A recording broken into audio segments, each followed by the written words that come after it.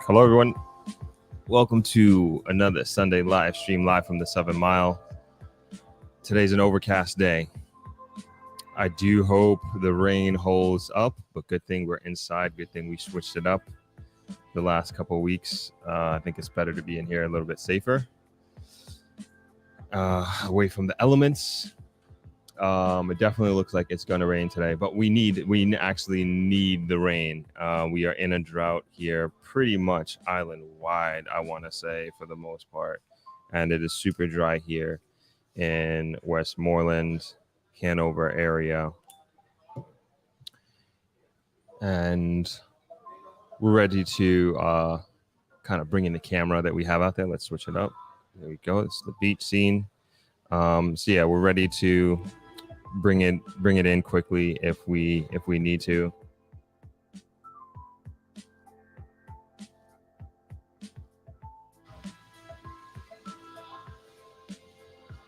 So let me see if I can stick myself in the corner there. There I am. As usual, I would say even with the overcast, it's still like a pretty nice day. Everybody's just kind of chilling, relaxing. Sunday vibing out on the beach, and we need the rain. That's what I'm trying to say. We need the rain, and so hopefully we get it. And of course, all the guests here probably don't like it. They'd rather the sunshine, but we need the heavens to open up hopefully soon. As usual, please let me know where you're chiming in from, what city, what state, what country. Always love to hear it. Always love to know where everybody is chiming in from. We have like a really awesome program today. The main discussion, of course, is construction, and we have an expert in the construction field and architectural field here in Jamaica coming on board to have this discussion at the top of the hour. And we're going to be discussing overall construction in Jamaica, but specifically doing and conducting construction from abroad. And this young person has, in a sense, captivated that market and really is doing counter to the ideology of don't build in Jamaica when you're not here. And this is something that I have constantly preached and warned people about. And we've all heard the horror stories of trying to build in Jamaica, the whole, buying your land here, having your plans, and while you're abroad, sending your money down here to a contractor, foreman, a cousin, whoever, to help you build your house. And obviously you have a tremendous amount of trust in that person, and you end up losing your shirt, and it's just not a good experience. And many times I've been involved. There's one time, probably a good 10-12 years ago, I actually took over a project that was being managed by a contractor, and it was a friend of my dad's, and she was getting, I just quickly looked at her books, put it in a spreadsheet, and the numbers just didn't add up whatsoever. And I brought this to her, and it was like millions of dollars, Jamaican dollars, that is, that she lost. And that was like a big lesson learned. And then also, so I took over that project, and at that time, I didn't really have that much construction experience, but I did have, I would say, common sense and can do basic math. So that was my strength at that time. And of course, in my dad's experience in building the hotel here, he very much was, and we were talking about this last night in preparation for our discussion today, where he always says he could have built 2 hotels. He could have built 2 travelers with the money that he lost, because he had businesses in New York and he had the hotel here, and he was trying to do both. And he did for many years. And in order to build at the pace that he was comfortable at, he would have to be in New York for extended periods of time, like a few weeks here and there, send down money, or be here, give money, say, hey, get this done within X amount of time. And then he would come back, and of course, numerous different types of reasoning, excuses, etc., were given as to why it was not done, why it went over budget, etc. So my dad always says, I wouldn't even say always says. It's something that I have observed my dad in building the property, and him telling me the horror stories when I was a kid, and then when I came here, I've seen it for myself, and hence why I've always recommended that if you are going to build in Jamaica, whether it's a business, your house, whatever have you, that you don't do that if you're not here. My general recommendation has always been that even if you are only going to be here for, say, a short period of time, whether it's a couple of weeks or a month or a couple of months, my recommendation generally has been essentially just close up shop, put everything in a container, lock it up, and basically don't try to do construction while you are abroad, because again, in my experience, it hasn't been the best thing. And then I've heard of many, many stories in which people have lost a tremendous amount of money or maybe not even complete the project. However, today's discussion is actually very counter to much of the advice that I have been giving over the years and the warnings, if you will. And the gentleman coming on today has really focused on that challenge, and is, in my opinion, the first. I'm sure there might probably are other companies and other individuals doing this, but he's the first person that I know of that is really focusing on the diaspora market and going after people who want to do exactly that, who can't necessarily be down here in Jamaica for extended periods of time while the construction of their home, their retirement home, their vacation home is happening. So I thought it was, real pertinent and timely, because we've always been talking about construction and building, buying real estate, etc. here. And that's something that many people have asked for. Can we get a contractor? Can we get this person? So we have several of those types of people lined up. So this is the first contractor. This is the first contractor that's coming on. We should be having a carpenter come on. I think it's important to understand the mindset of the world of construction in Jamaica from all levels, and it kind of, especially if you don't have any experience. This is what I'm thinking. If you don't have any experience in doing construction in Jamaica, hopefully in talking with these professionals, that it gives you an idea, some semblance of idea of what it takes and how good they are, because they're especially carpenters, I find, are extremely, extremely skilled here. And but they're also very, very overworked, I would say, because I guess maybe I would assume that there isn't enough carpenters to feed the demand that is necessary at this time. So I've said this before, I haven't met a carpenter that is that isn't overworked. So that's today. We will have that in another 20 minutes, and then we should be having this group from the UK. They do great charity work here in Jamaica, and it's a group of, I think it's 4 or 5 dudes from the UK, and they put on these cricket clinics throughout the island, and they're here for a few weeks. And they were here in Travelers in 2019 doing the same thing. They met my father, and of course there was a lot of exchange of notes with our charities that we have, and what they were doing, what we were doing. And so now they're back post-COVID doing the same thing. And this is all a self-funded situation. And the pictures that they were showing me, and this wasn't even part of the plan. I was of the agenda for today, and it was really mainly to focus on construction. But I was like, man, what you guys are doing is so amazing. And it just so happened this is their last day staying here at Travelers. And so I was like, hey, you know what? Let's try to get you guys on the podcast today and get the word out about what you're doing. And because I know a lot of you are from the UK who are chiming in today.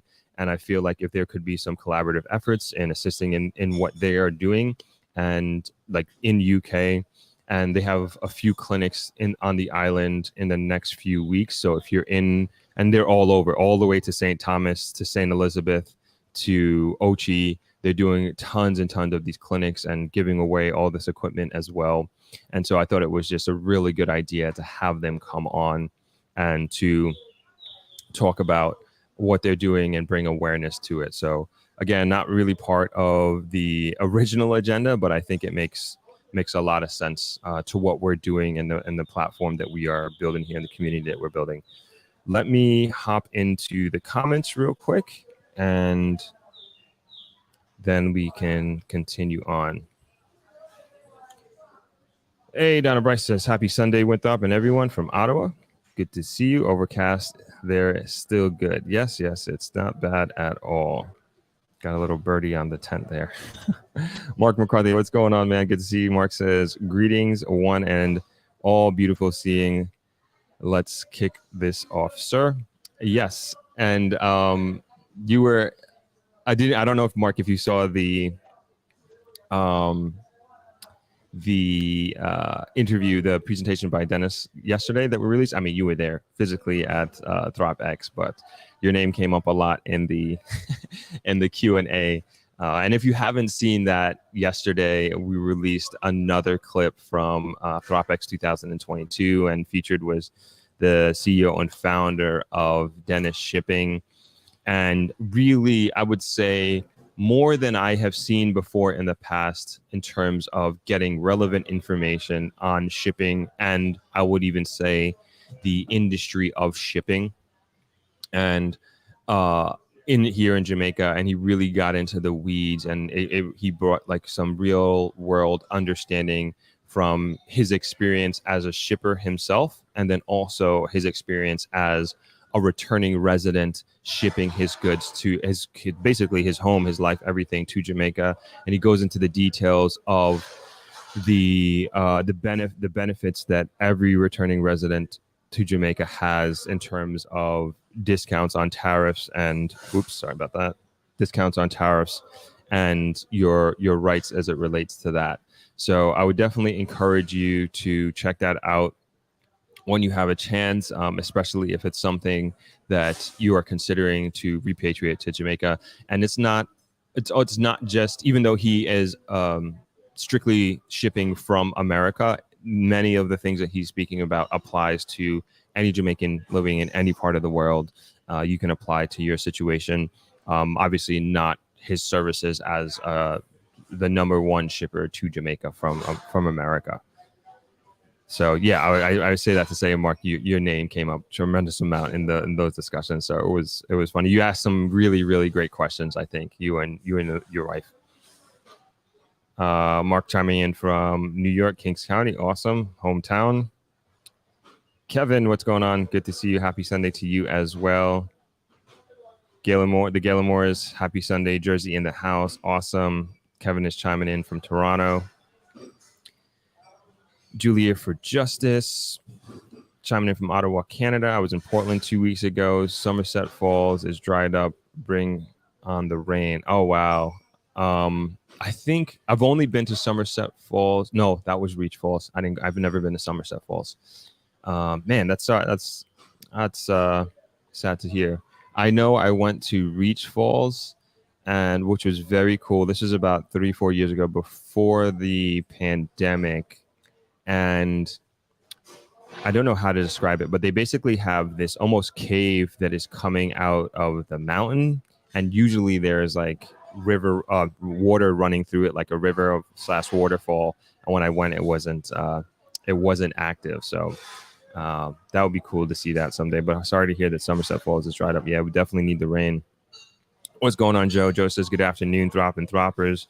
Thought please look out for the email from me later today to set up a video and photos for Negril Pediatric Orthotic Clinic, April 11th. Okay, I will. I know there's a couple people I owe emails. I feel really bad. We will make sure we get on that this week for sure, 100%.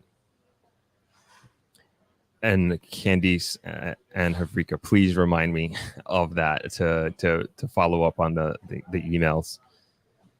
Allison, hi. Good to see you, Allison. Happy Sunday to one and all. Hope you get some rain soon. I will try and send some rain your way from rainy UK. We definitely would appreciate that.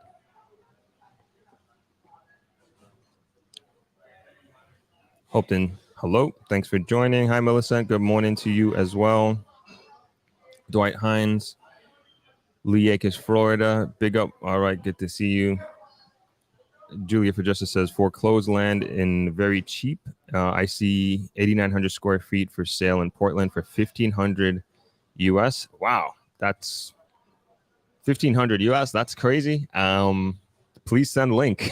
I would like to see that. I mean, maybe not here if you want to keep that a secret, but that seems really, really affordable. I don't know. I haven't seen anything like that. That sounds like a deal and a half. Hope this is Throp. You always have the best background. Thank you. This is, I can't really do it. So this is bamboo, Holland bamboo, actually, and we'll turn the camera. We have, when our guests come on at 2:30 here, then we'll actually have another camera, so it'll be wider, so you can see the actual entire mural. My dad's idea, but we're refurbishing, and unfortunately, this is not making it past the refurbishment. We used to have a tremendous amount of murals here, but as we update and become more modernized with our facilities, the design that we're going for is very different. And I always say that those murals served our family and our business very well for their time, and now we're moving on to another phase, and it's not better or worse. I think the murals did its job and did its time and served us very well. But yeah, this Holland bamboo mural might not be here for too much longer.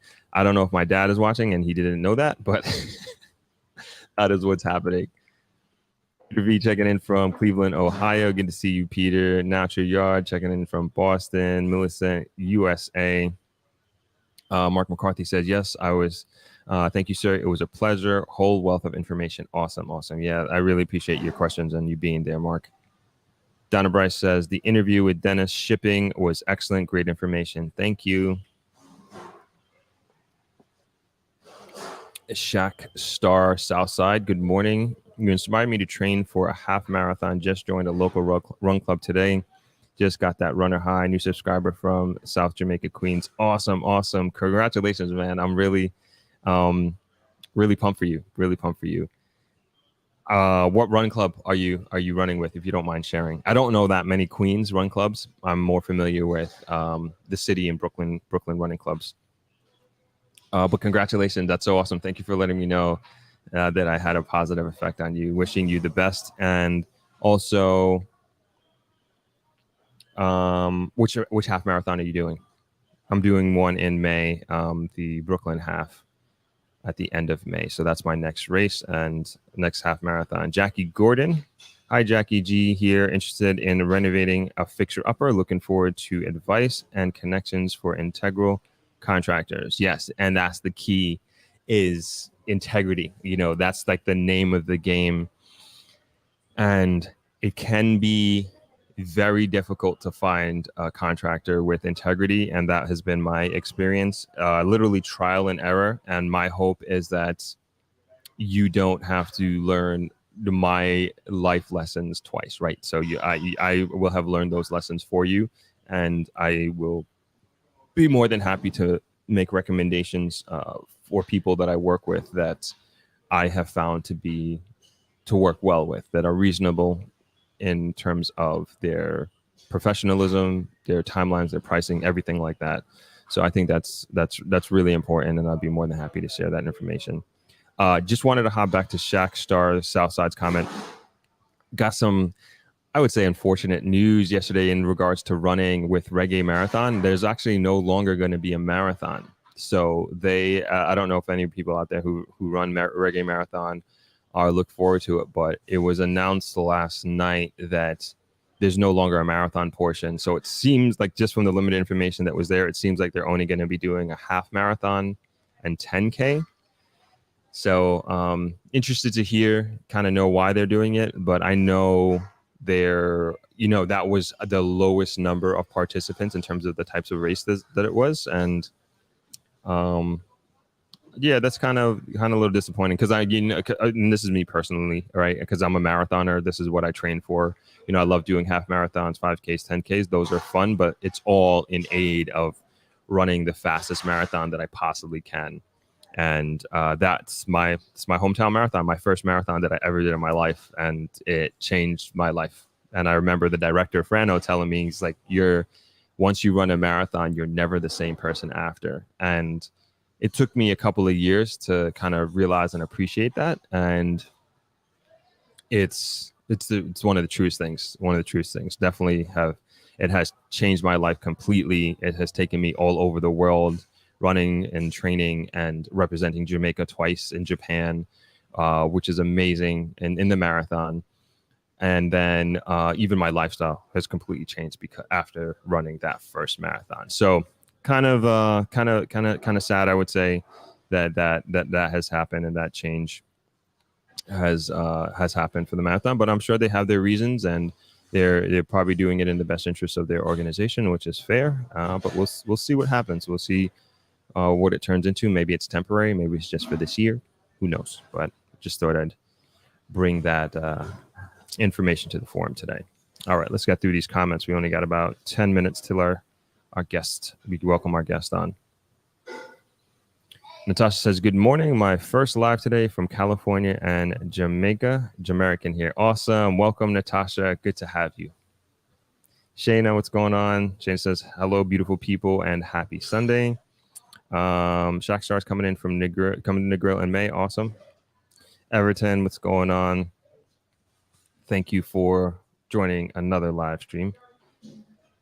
Natasha says, I'm visiting my father in Jamaica next January. This live today is purposeful. Hope all is well with you. Thank you. Big up to you as well, Chris. Troy, what's going on? Nice to see you. Bings Watson says, hello, all. Hope all is well. I'm here from sunny, not sunny, UK. Awesome. DaCosta, happy Sunday. Jackie, hi. Jackie from Houston. Ms. Cole, hello, everyone. Razane. Russ Wayne, excuse me, Reg, blessings from Las Vegas. Okay, Shackstar says, Crate Run Club on Insta. Crate Run Club. I haven't heard of them, but I will check them out. Let me screenshot that so I don't forget. Cool. Thank you for letting me know. Chantel. Oh, I see you, Chantel. I see your comments. I haven't responded to all of them, but I've been reading them. Thank you for your engagement, your comments, and your thoughts and insights. So happy you were able to make this live stream today. I think it's going to be a very, very good one. But again, thank you for your many comments. I think they're very, very constructive and thought provoking. Kyle Math says, I found the discussion with Dennis Shipping to be informative, and I just found your channel yesterday. Awesome, Kyle. Welcome to the community. Nice to have you. Keisha chiming in from Toronto. Good to see you. Tisha, hello. Shayna Love Coaching says, can you take a picture of the mural to memorialize it? I think it still can be incorporated with a modern look. Just a thought. I think that's a good idea. As you say that, I want to screenshot that. I think we should, me, my brothers, and my dad should definitely take a picture in front of this mural, because this is like the third, I want to say the third or fourth iteration of this mural, because we've had it done. My dad, when this building was first built in, it's got to be the late 90s, I would assume. That was one of the first things that my dad did was the mural here. And and then as the years went on, you know, it's, I don't know if decayed is the right word, but it needed to be redone, and we've redone it several times to get it a fresh new look and a little bit more modern, if you will. And it was done by the same painter over the years, Pinto. He lives in the States, but like it used to be like, and he's a big painter in the United States as well, doing quite well. Jamaican. Very, very, and for those of you who know Pinto, he's super arrogant dude, but he is extremely talented, funny guy, like funny comedic guy. Like he has like a big personality, and he was the one who he always did all our murals, and we always like to have him back when he came back from the States to freshen up our murals here. Thank you for that idea, Shayna. Kate, hello, Throb, watching from Southern Maryland. I love your channel. Thank you. Thanks for chiming in.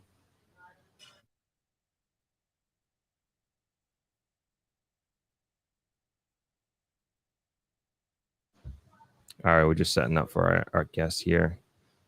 Kyle Math says, do you mind giving us an introduction to you and the content you create so we know your target audience for those of us who are new?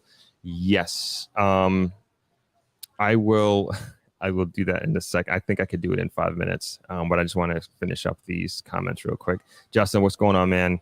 What part of the country are you in now? I know you're all over the place. O'Neill chiming in from Canada. Good afternoon, everyone. Katia says. Freedom says, miss home, my home, what a beauty. Indeed. Shelly, hi there. Good to see you. Thanks for coming on. Vivine, good morning to you as well. Okay, so I will, yes, we have been growing quite a bit lately. And I'll take a few minutes to, I guess, kind of introduce myself.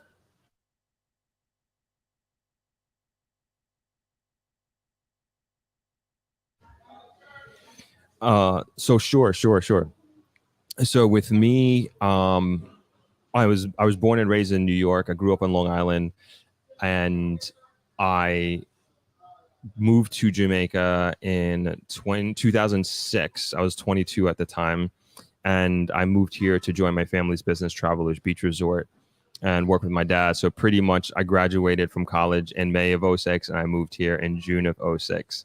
I did 4 years in Jamaica working with my dad. And then I went to grad school, got my MBA, graduated in 2011, and then my father retired, and then me and my 2 younger brothers, we took over the property, and we've been running it since 2011. And then in 2017, my youngest brother, graduated from business school, and he took over from me, and he's been running the property ever since. And I've been here, what is that, 17 years, whatever that math works out to be, right? And it's kind of flown by. And my story, I guess, and how it relates to this channel is that I had a really, really rough, what would I say, transition first year. And I really missed home. I really missed New York, really missed my friends, had a lot of FOMO going on. Of course, being a young 22-year-old and missing the happy hours, the gatherings, the, what would I say, coming of age in one of the greatest, I would say the greatest city in the entire world, right? New York City.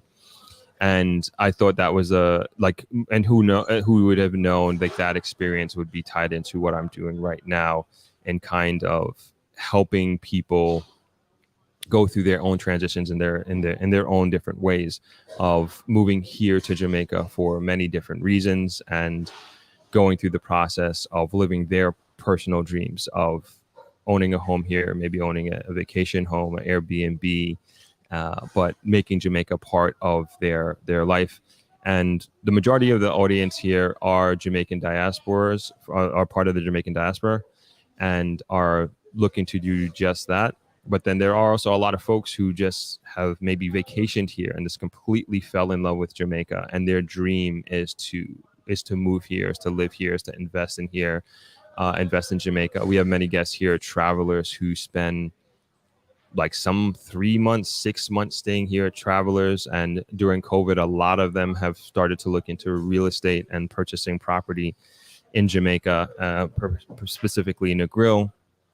And I try to help people do that, right? And I do that through the various interviews with experts, with people who have done it themselves from all over the world, and really trying to, I think also another big element of the content we have on this channel is really to showcase the lifestyle of being here, regardless of what age or demographic that you're in.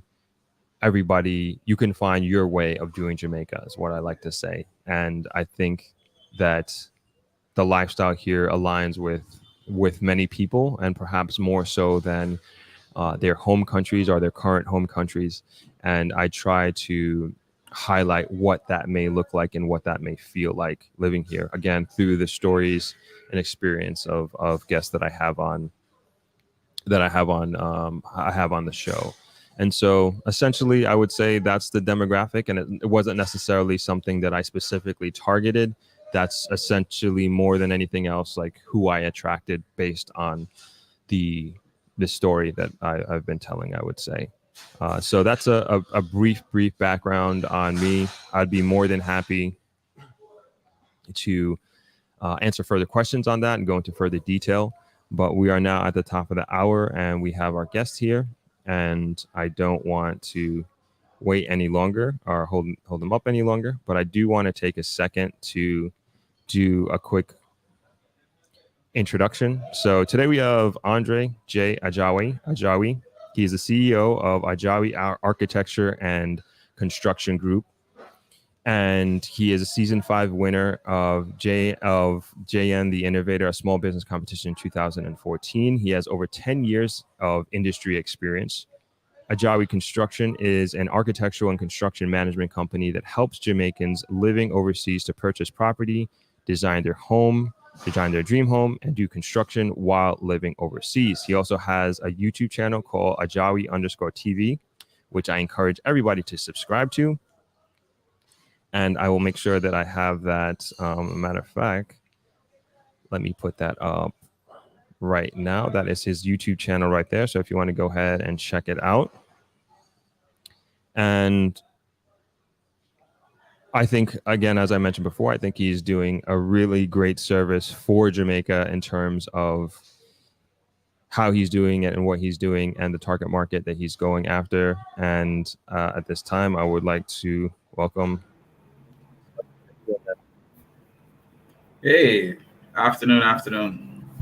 Nice to have you.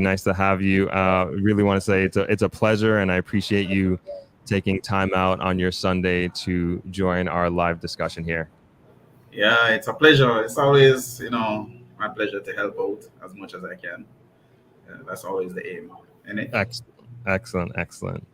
And as I mentioned, in the introduction and also in our discussion yesterday, that and I'm sure you can see in the comments too, that so many people are interested in this topic of your expertise and what you're doing, and not even what you're doing for sure, but I would say how you're doing it.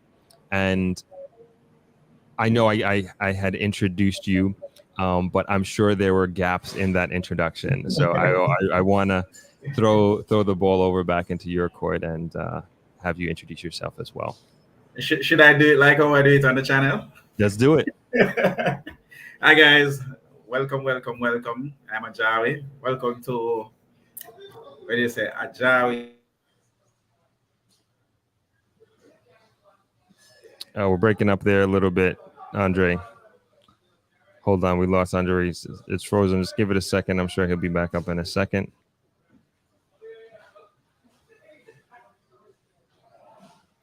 One sec. Sorry. Okay, there we go. Oh yeah, it froze up for a little bit. Yeah, you gotta start all over again. You're putting me on the spot, man. Welcome. I'm Ajawi, and I help returning residents do construction in Jamaica while they're living overseas. Yeah, so that's what I do.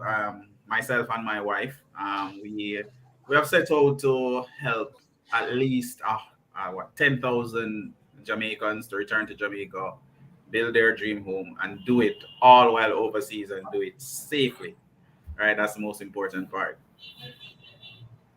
No, amazing. And you're the first person, I said this before, you're the first contractor construction company that I've heard targeting this specific demographic.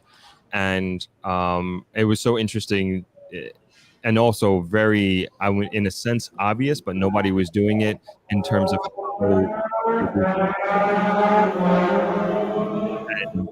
I live so close to the road, so sorry about that.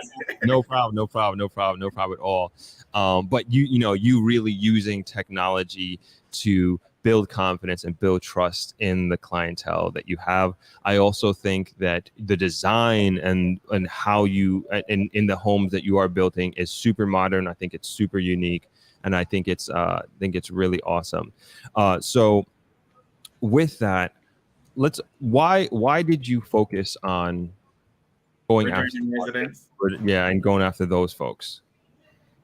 Well, I was watching a very popular news channel, and I got kind of upset when I heard it. The then president, I don't know if he still is, but the president of the Returning Residents Association actually was advising Jamaicans to stay overseas. and What? to stay away from home. So I was like, yo, how can somebody who is supposed to be here to help residents return to their homeland be telling them to stay overseas? And that kind of rubbed me the wrong way, because I'm like, hey, I would someday, probably, if not for a long period of time, I may travel overseas for a weekend and decide to return back home. So what are you going to say to me? Because I'm a returning resident in that case. So, that kind of led me to start focusing on providing that support that they need to do construction while they're living overseas, and to actually help them to put a price to it, as in kind of give them that knee jerk that they need. Because most of the times, there's a disconnect between price and construction cost and size of building. So that's what the channel is about. It's about helping you to actually make it a reality, right? And not just having that pie in the sky type of situation. And how do you find your clientele? Or My clientele find me. They find me. I want to tell you, most of my clients are from the channel, and they're from referrals. So once I start working with people, they normally leave comments on Google, and through that, they kind of find me from there. Okay, gotcha. Mm-hmm.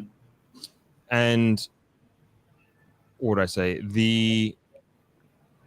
The style of construction that you have, and also architecture. Are you an architect by trade?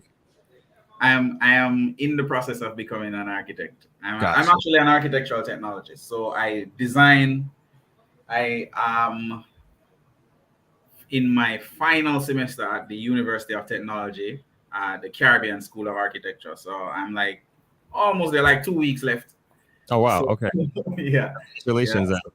Yeah. So I actually did a diploma before in drafting and building technology, and from there I've been, in the industry working and gaining experience and meeting people, and just trying to be the best at what I do. Mm-hmm. And is this something that you always want to get into, construction? It's design that I'm more interested in. All right. So each time I take on a project, it's more of, okay, I want to design this home that makes people feel just this feel that I want to invoke for them to, enjoy their home. And then I moved off to say, okay, if I'm designing, I want it to be built exactly how the client wanted it to build, or exactly how they wanted it to be designed.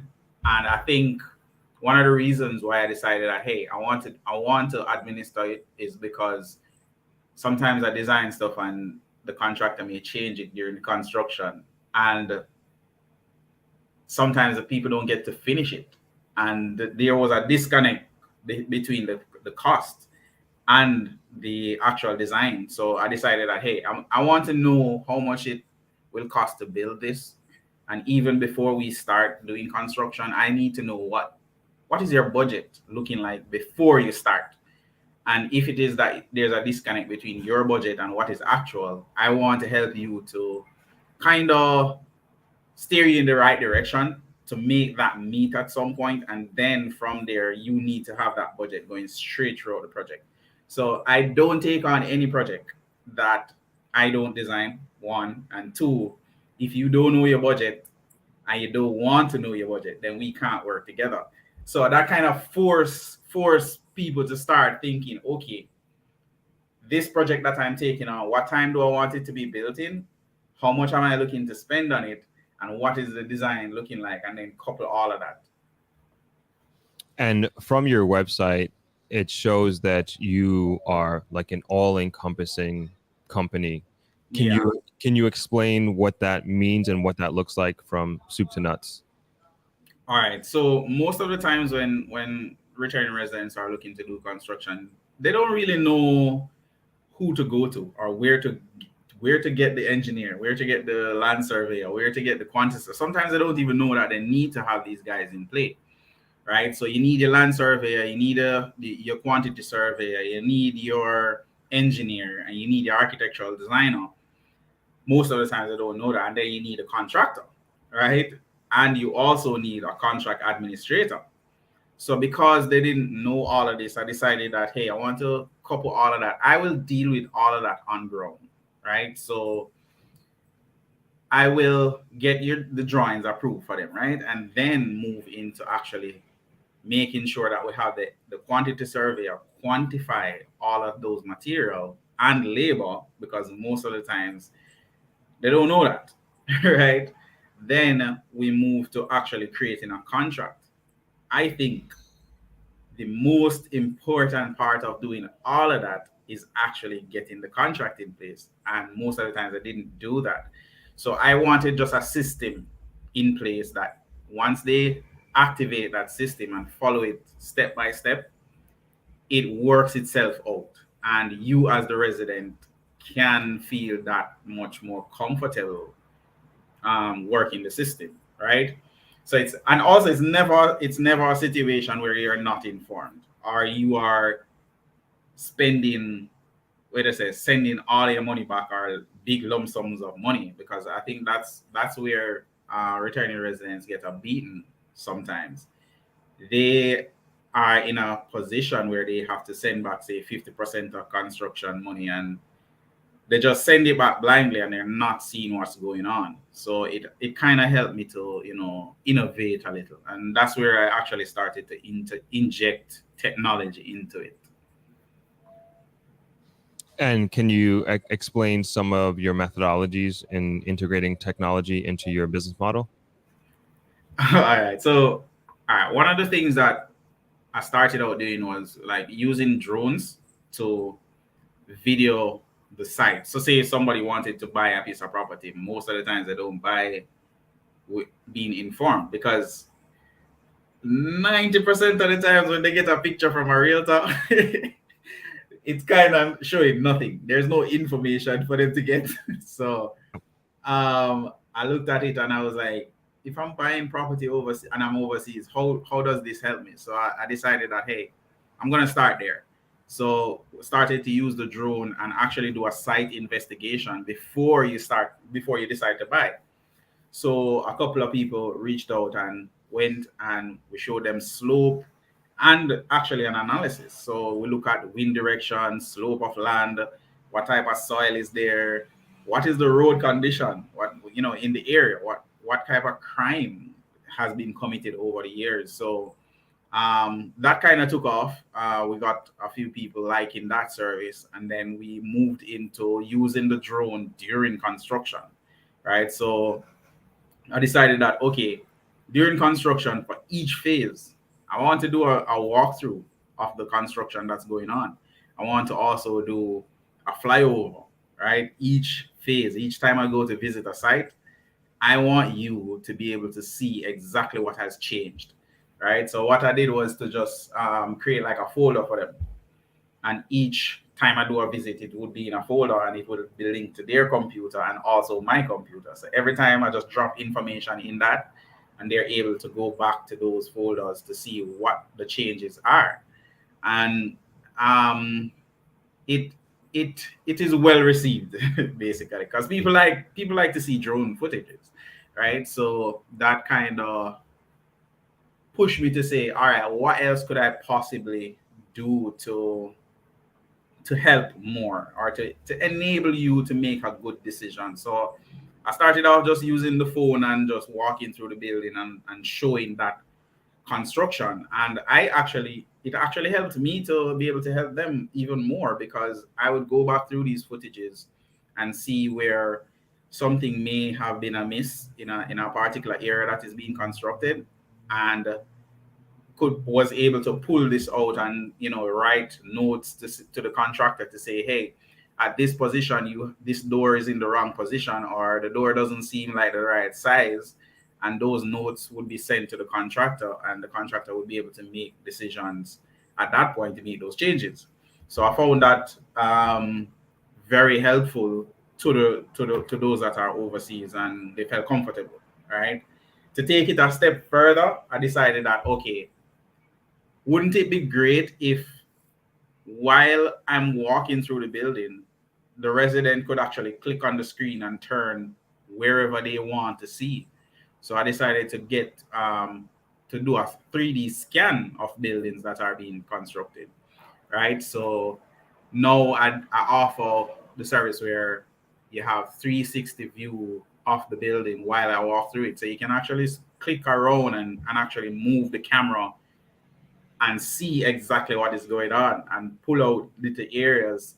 So so I did that, and I mean, it's fairly new, so not a lot of people have catch on to that because they don't know what it is. But I think that's the way to go. That's the way of the future. So I'm always trying to innovate, really. And also, what I do is like BIM. So most of the times when we're doing construction, um, a lot of people just use the 2D drawings, but I wanted to control construction costs by the design with the design itself. So I looked at it as, okay, can I do calculation, volume calculation from my drawings, or how do I show the client the information that is in the drawing in a way that they understand it, and how do I then use that same drawing on the construction site to be able to make changes, to update, and even if the client wants a change, how do I show them the change before they make it on site? So that's how I started to inject building information modeling into it. So right now, when a client come to me and they're doing a design, the first thing that we're discussing is budget and using these 3D models to show them the relationship between the budget and all of that. So that's how it came into play. No, I think that's amazing. You just bringing like this level of transparency, and people, your clients will know they send down X dollars, exactly what it's going towards, and then they physically, in a sense, their money working for them, you know, as opposed to back in the day. And I brought the example earlier of my father building this hotel where you send money and you just hope and pray, right? That you can trust this person, whoever it is. And unfortunately, sometimes, and I'm sure you've heard these stories before as well, like, but sometimes in these situations, it's your own family members that are really taking advantage of you. You thought it was a cousin, a brother, whoever, whatever the relationship is. You thought they could trust you, you could trust them, but instead they're using you. And we heard this time and time again. And so this certainly is a breath of fresh air that you're going to this extent to ensure just peace of mind for your clientele. I want to tell you though, is that scenario that you spoke about of family members being the person to really take advantage of you. That was my first video because I was kind of upset about it, and I was like, yo, I did a video on YouTube. I think it got like 14,000 or 100,000 views or something like that. But I was like, why are you sending back money to somebody who doesn't know about construction, somebody who is in a situation that they're in a depressed situation, and you're sending them back money, live money, to do construction for you? So, you know, you gotta be careful. You gotta be careful.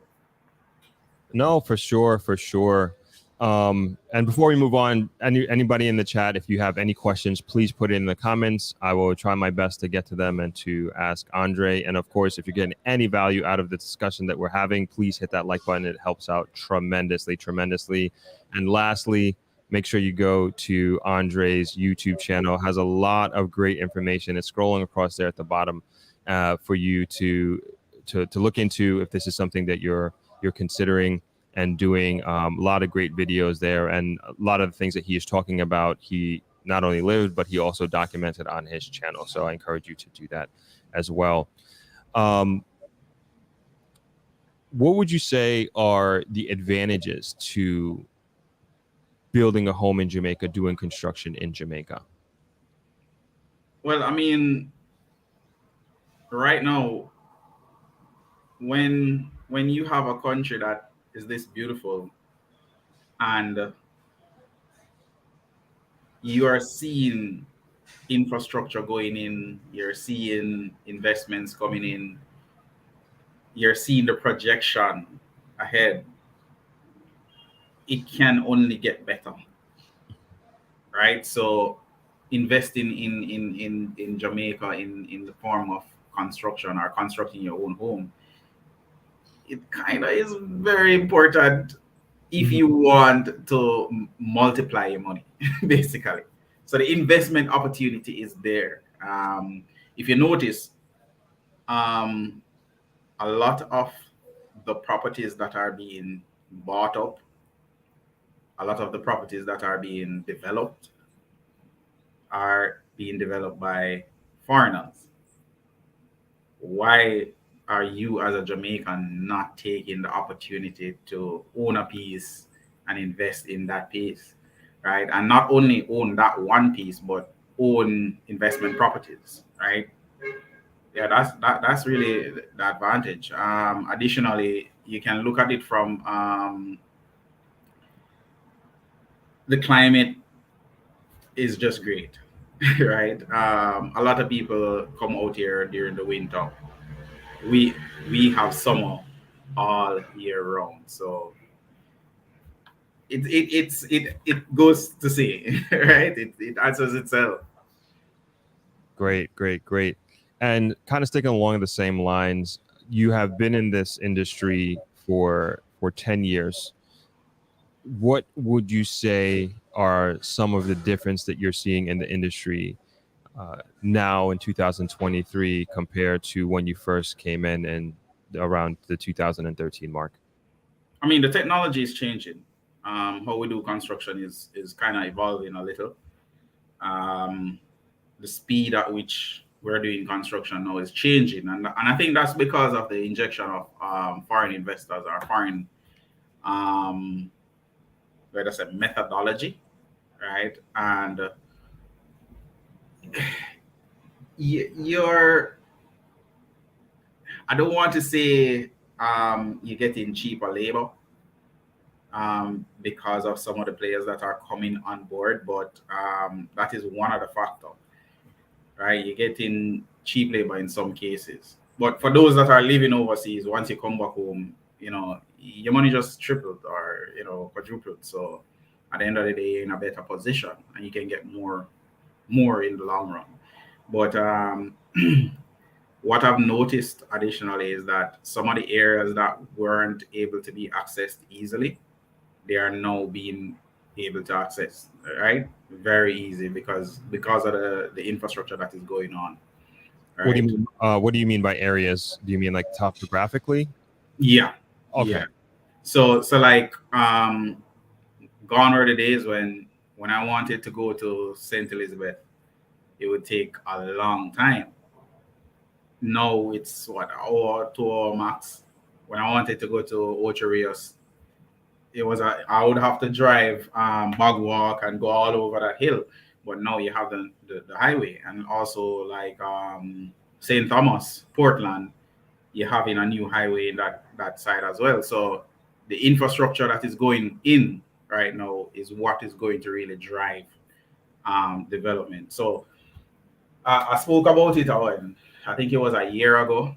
Somebody was asking me, "Hey, what do you think about property in St. Thomas?" I'm telling him, "Hey, you need to buy now, right? You need to buy now before the highway finish. You need to buy because once you see road going in, once you see they start putting in transportation hub, hospital, that area is being the demand in those areas are being met, right? And as soon as you see those things going in, you need to start putting your interest there. And through your clientele, are you seeing any or increased demand in any specific area of the country? Um, I think a lot of. I can't say there's an increased demand in any one particular area. I just know that a lot of times most people don't necessarily know where to go to find these properties, right? Um, they don't know about LMS. They don't know about getting in touch with a realtor and just saying, hey, add me to your LMS. So whenever you have properties, no matter where it is, I get a notification. What's Right? LMS? Because I don't know what that is. It's a website. It's a website that realtors use. So from time to time, I get a notification on my email say, hey, we have these properties available. Do you like them, or would you want to buy? And they actually tell me the area. So you can actually go on that website and you actually see every single property that is for sale within that area. What website? What is the website? I don't know. I don't remember the website. I just know that my realtor just sent it to me because I'm not necessarily the real estate agent. So she Enough, just fair sent enough. it to me, and I just click and search sometimes. And sometimes I pull it out and announce it on my channel as well. So it's something that I just look out for sometimes. Or if I'm driving past a property, I'll just say, hey, let me just take a picture and send it and see what happens. Okay. Awesome. Okay, so getting away from the market, so to speak, and going back into the nitty gritty of construction itself, Mhm. how do you find, or did you find your team to, as you explained earlier, get a property from groundbreaking to house opening? You mean selecting the team or okay, selecting the team. Right. All right. So for me, my QS and I, we kind of have the same mindset a little, right? So what I normally do once I prepare the set of drawings, I actually issue a tender, right? A tender is where you invite people to come and bid on your project.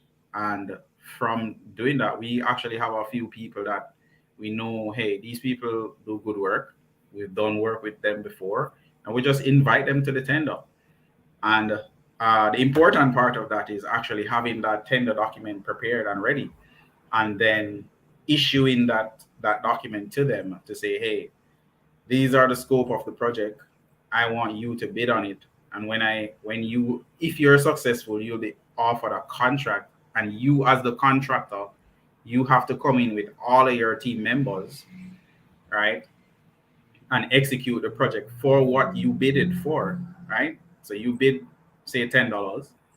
Um, you are bidding for material and labor and not just material, right? And then I'm going to issue with a contract that you sign with our client, right? And then we, as the project team, as in the designer or the contract administrator and the QS, we follow that project along, right? So with the BQ, of course, and a project tracker. So one of the things that I do is make sure that I have a project tracker so that once the client spend money, I know the date, I know the amount, and I know what was projected, and I just plug it into that sheet, and that keeps me abreast of everything. It keeps the client abreast of everything, and it keeps the contractor and his team abreast of everything, right?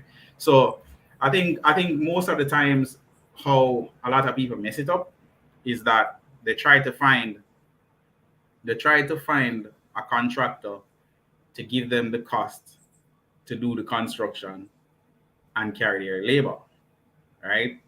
You don't want to do that. it sounds what I say, it sounds tempting, but it's a bad move because the contractor is not the one supposed to tell you that. You're supposed to go to your quantity surveyor, and the Mhm. quantity surveyor invite the contractor and invite a few contractors. You don't want a monopoly effect on your project. You Right. want to start off with a situation where the contractor knows that, hey, I'm going up against three persons, and those three persons are going to be bidding the same as I am. They probably have a quantity survey of their own, and they're coming in knowing that, okay, this project, I want to win this project, and I want to be able to complete this project. And then you back that up with the contract in place.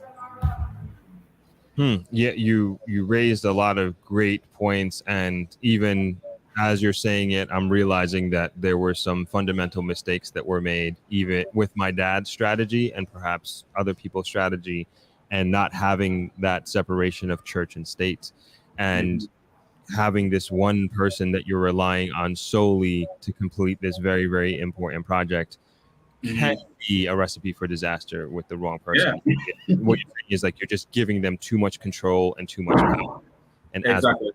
absolute power absolutely corrupts. So great point there, and that makes perfect sense. And so with the model that you just described, are you the one essentially managing this whole project and managing the bidded construction team? All right. So what I do is I try to compartmentalize it so there isn't a conflict of interest, right? So what I will do is I'll make sure that, so for the first phase, because I normally split my projects into phases, right? You have the design and construction drawing phase to get approval, right? I will manage that aspect of it to the fullest. So I normally do the design, submit to the parish council, and get those approved drawings to the client, right? And even within that phase, you have other sub phases within the design and approval drawing phase. So I would want to take a step even further back than that, which is the purchasing process of the land. Okay. You brought up the MLS, so obviously you have to find where you want to build and go through that whole process.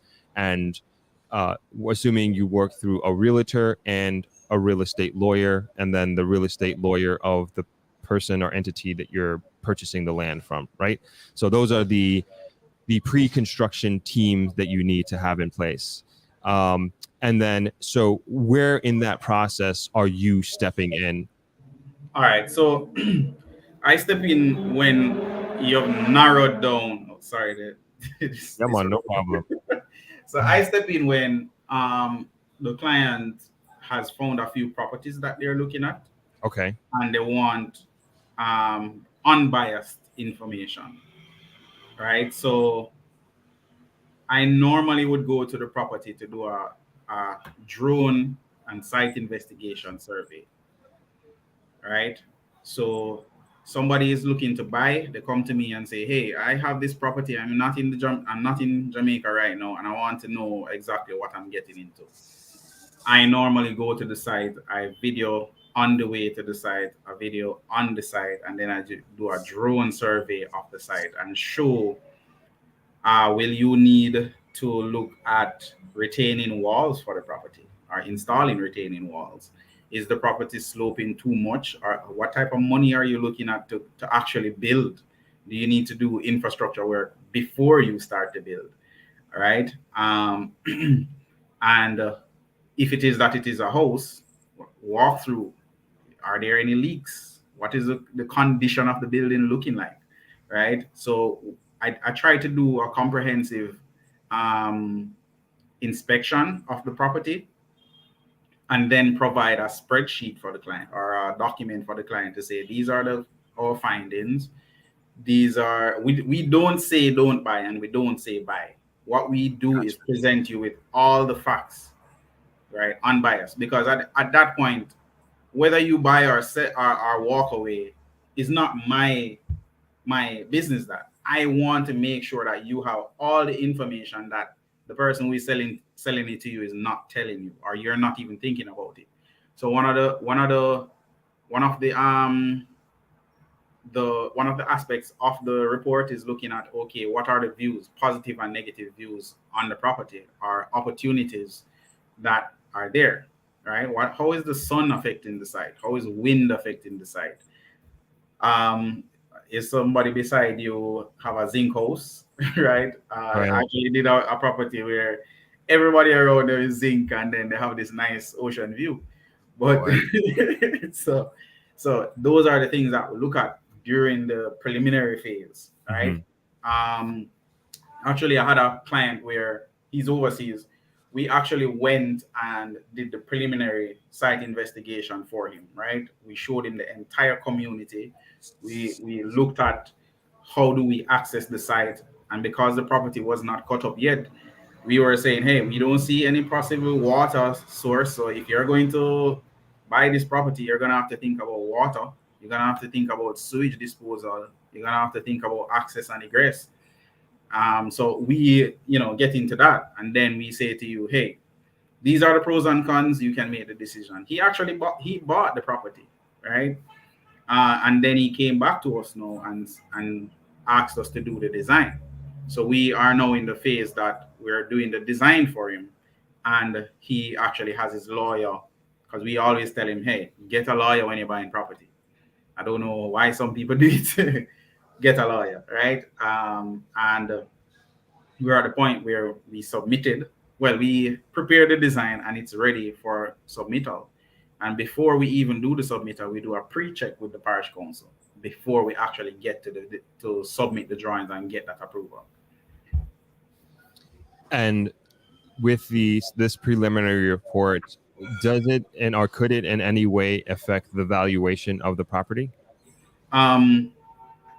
Valuation, no, the valuation would be totally different. The valuator looks at different factors. He looks at the existing bill cost.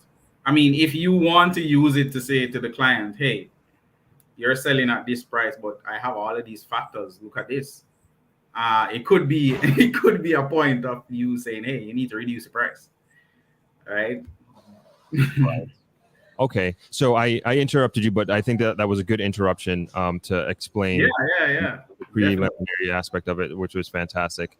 And now, so we're at the price with this example, a point at this example where they have actually purchased the property, and now before they purchase it, or I would assume that and please correct me on any of this, is a huge assumption, that they would have already had some sort of aspect of the design of their home or whatever it is at this point, because they're trying to build this dream. No. Okay, all right, please continue. So a lot of people like to do that, but it's not the right way to go about it. You don't want to design before you actually have the paper in your hand to say that it is yours, right? And also you don't want a ready-made design, because most of the time that's where that kind of sends up the cost of construction, right? So having a building that was created for a different property and then putting it down on your site can really increase the cost of construction, because your site may be sloping a little bit different, and putting down that building means you're going to cut down everything and make a flat area and just put down that building. But you don't want to do that, right? So it's never a good idea. What you want to do is get the information for that specific site and design taking advantage of those conditions. Okay. And moving along the process, so now the purchase has been made and you're designing, as you said, for the conditions and everything like that. What would you say is a general time period? And I know this is very difficult to answer, but I'll leave it open and you can answer it however you'd like. All right. So before we get to design, there's a very important part of it, which is for us, we do a consultation with our clients, right? This consultation is normally an introduction for your selected designer and yourself, and vice versa, the client to me. And what that does is kind of see if our energy match. You don't want to be doing construction with somebody that you can't stand. Right? You don't want to right? So I interview a lot of my clients, and I ask them to interview me. But within that consultation, it's an opportunity for me to kind of give my clients that shock and awe. When I say shock and awe, I see a lot of clients come and they're like, okay, I have $3 million Jamaican. I want 3 bedroom, 2 bathroom, kitchen, dining, living. I want 2 car garage, and I want a nice jacuzzi. And at that point, I'm like, okay, so that sounds great. That sounds great. I know I believe in God, but me and Jesus never give me that that power. so it's an opportunity for me to know to help them to get an understanding that, hey, the size of your building affects the cost of your construction. And what I do normally is try to set a budget within that first meeting. So you have people that come in. I remember a teacher actually reached out to me and she wanted to build a house and she had $300,000. I'm like, you can't even pay me with that, right? Right. And we sat down and she told me the size building, and I punched it into a calculator because that actually led me to develop a construction cost calculator on my website. So I sat down with her, came up with that budget and say, okay, based on the size building that you're looking to build, this is the cost. Do you think you can build? Do you think you can get this money? And she's like, no. So I'm telling her, hey, you need to reduce the size of your building, or you need to increase your budget in whatever way you can. So that is that first meeting. And then within that meeting, we look at, okay, what are the documents that you need to have, right? What proof of ownership do you have? And what should you expect from me as the designer? What do I expect from you? And what is that timeline like, right? Because there isn't a set timeline for preparing your design, right? I can't tell you 1 month because it's more of a relationship or a back and forth thing for me. I don't know about others, but for me, I'm trying to design something that you want, so I'm going to involve you in that as much as possible. So I'll hear what you have to say, then I'll go away and do sketches and design and put something together, and I come and present to you, and then you're going to tear that up now and say, hey, I don't like that right there. So go back to the drawing board, or change this, we love this. And then we look at the budget. Okay, you're with this design right now, based on what you're telling me, you're $2 million over, or you're $8 million over. How do we get you back within budget, right? So that's that initial conversation before we actually get to the actual design and construction drawing. Gotcha. All right. So yeah, I guess it's one of those it depends answers, Yeah, which I understand. Yeah, I was going to get into more specifics, but I guess it's hard to ask these types of questions. But on average, and again, another super general question, like how long does it take to go through this whole phase of I own the land, the design, building? Like I would assume it's over a year, I would say. Yeah. But and I think it's important to set people's expectations and like to really say like, look, you're building a house or structure from scratch. It's going to take time. So if you can just give us some idea of what some of these timelines can look like. All right. So I'm going to give you based on a project that I'm currently on, right? To do the design and construction drawings, you're looking at 6 months comfortably, right? Your parish council will tell you 6 to 8 weeks. Mark you, I said the parish council said it, Right. not me. They say 6 to 8 weeks for you to get back your drawings. Sometimes it takes longer than that, right? They're trying their best to reduce that time now. But that's another story. Right. For construction, we don't issue any contract less than 6 months. So even if you are building out a 2 bedroom, we're not gonna issue a contract that is less than 6 months. Why? Because even though it can take less than the 6 months, if you have the necessary manpower and the capital to do so, you want to have that wiggle room for the unknown things, Right. right? Right now, for that particular project, I documented everything and actually doing a series on it. We said, hey, we're doing it within 6 months. We had already prepared the drawings 6 months prior and actually got the client to make sure that everything is in order and then execute, right? So it can be done, but even when the contractor says 6 months, you have to also understand that 6 months is to practical completion, not actual completion. Actual completion will bring you over. What's the difference between practical and actual completion? All right, practical completion is where you can actually take the building and actually go in it and live in it. Okay. Actual completion is where the contractor has left the site, everything has been completed. He has no work to be done on the site. Gotcha. Yeah, so practical completion means that he can turn it over to you and it can function, but there are little nicks and knacks that he needs to still work on. Gotcha. Okay. Yeah, I guess continue down the timeline. Mm-hmm. You were saying so minimum 6 months. Yeah, 6 months minimum construction contract.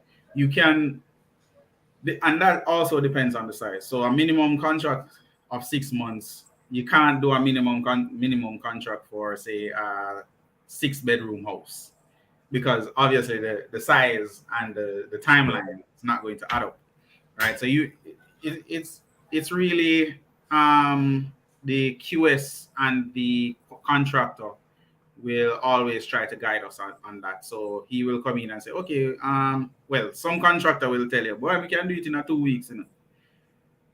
Run. Anytime I hear that, run. Right? That's one of the things that I use to judge a contractor, by the way. Mm-hmm. If you have a 6 months contract, if I know that you can do it within 6 months comfortably, and you come and tell me that, hey, I'm gonna do it in 3, I have my eyes on you, because Right. you're setting an expectation that chances are you're not going to be able to meet it. So at that point, you can know that, hey, there's going to be a problem here, right?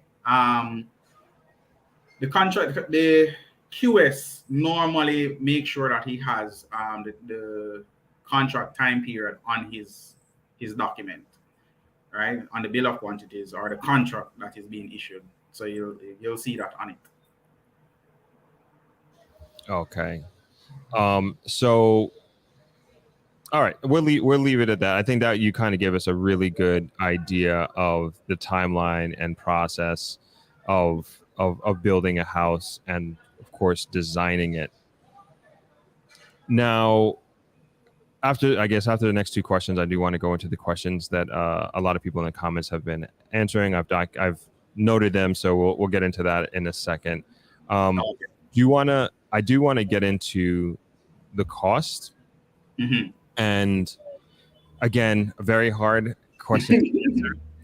Yeah. What is my overall question is like, what is, and people want to know, what is the average cost to building a house? And of course, it's going to depend on how big it is, where it's located. Is it on a mountain? Is it on a flat? Hillside, yeah. That's what, that sort of thing. But can you give us some general information as it relates to costs of building a house in Jamaica? All right. So when you're doing, that's a hard one. I know. All right. This is how we do it. When a client initially reach out to us, right, they'll tell us a size building, and I'll sit down and calculate it based on a range. So construction in Jamaica fall between right now 15 to 8. Well, 15 is really low right now. Normally I try to use at least $18,000 per square feet. Okay. A lot of people will say, no, man, that's so expensive. It is that. Right? So normally people will say, hey, how much does it cost to build a 2-bedroom house? I can't tell you that, because a 2-bedroom house can mean anything. Right? So I just want to interject there. So 18,000 a square foot is about $122 US per square foot. So everybody, 18,000 Jamaican dollars per square foot is about $122 per square foot. I'm sorry, please continue. All right, so let's play a little game. Call out a number of the size of a building, and I'm gonna calculate it and let you know what that quote unquote construction cost should look like. So is that square footage or number? I'm not good at this. Is 2,500 square foot? Is that a reasonable home? All right, so 2,500 square feet multiplied by 18,000. So whoa, way off. 2,500. So you're looking at 45 million, right? Now 45 million for a 2,500 square feet building. You're looking at, say, a 3-bedroom, 3-bathroom, or 2.5 bathroom, kitchen, dining, living. That sounds like reasonable. And just for the conversion, we're looking at about $305,000 US for this example. Mark you, that is only for the building, not for landscaping, not for infrastructure. So you're gonna add more to that once you're looking at the land space. Okay. So you said that doesn't include landscape, that doesn't include infrastructure. So infrastructure is water, electricity, connecting to the main. Is that what you mean by that? Driveway. Okay. Driveway, water connection, lane, like your rebed, sewage disposal, right? Okay. Anything that's underground, stuff like that. What about does that include the furnishings? No. Does not include furnishing. Okay. Nothing like that. It includes the finishes.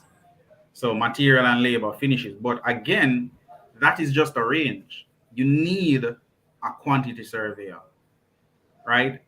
If you meet a contractor that tells you that, hey, I'm going to build your house for $10 on the spot. He tells you that on the spot. That's not a contractor that you want to work with. Right. Because the contractor should know that he should go to the quantity surveyor to price the job. A lot of returning residents do that. Like they have a drawing and they give it to the contractor, and 2 days later they get a price to build. Your contractor can pick up anything on that drawing. The quantity surveyor's job is to go through that with a fine teeth comb and pick up every element of it, and also to liaison with your designer. And what I do is I go through the bill of quantities as well. And sometimes there are stuff that are left off that everybody's human. So right. There are things that he may not have considered that I'm going to look at it and go through and say, hey, for this area, you specify this, but the intentions of the design is this, right? So when I hear a contractor coming and saying they're giving you a price, I'm like, no, that's not going to be it. Okay. I think that's fair enough, and I think that's really good advice. All right. Last question before we move into the comment questions. What advice would you give someone who is looking to build their home from abroad? And I'll leave it at that.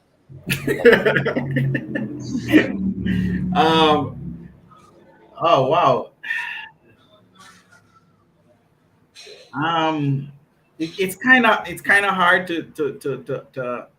I mean, if it is that you don't have somebody here that's professional and that's looking after the project unbiased, right? You might as well come back and do it, right? Right. Yeah. And that's one of the reasons why I developed Ajawi Construction, because I don't see you sending back money to build a house while living overseas and it being done properly and it being done within budget without anybody trying to force the budget, right? it's a tactics that a lot of contractors will do, which is they know that there are certain things that are not included, and because they want to force the budget. Sorry to say, sorry to say, but it's the reality. It is. I guess a lot of contractors will be like, ah, man, they'll probably cost me out now, but there are things that they do that if you don't have somebody on ground looking at it and knowing what's going on, you're gonna end up spending more. So like a contractor knowing that, hey, you wanted a specific material and shows you a different material to get you to say, oh, I love that, use that one. And not having somebody to say, hey, that was not in the budget, that cost for that particular item is more than what is in the budget because that person is checking with the budget, right? Bless you. Thank you. If you don't have somebody looking at that, then you're gonna run into a problem. I'll give you an example. Doing a project, and I actually just posted a video on it as well. We're showing a toilet that is $35,000. Now it sounds great, right? 35,000 multiplied by 4, that's a lot of money. Compared to $12,000 that we had budgeted for.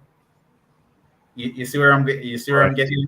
Yep. So if you don't have somebody looking at that and saying, hey, yeah, the client likes this, but the budget said this. And if the client makes the mistake of saying, oh wow, we love that, okay, go ahead, put in that one.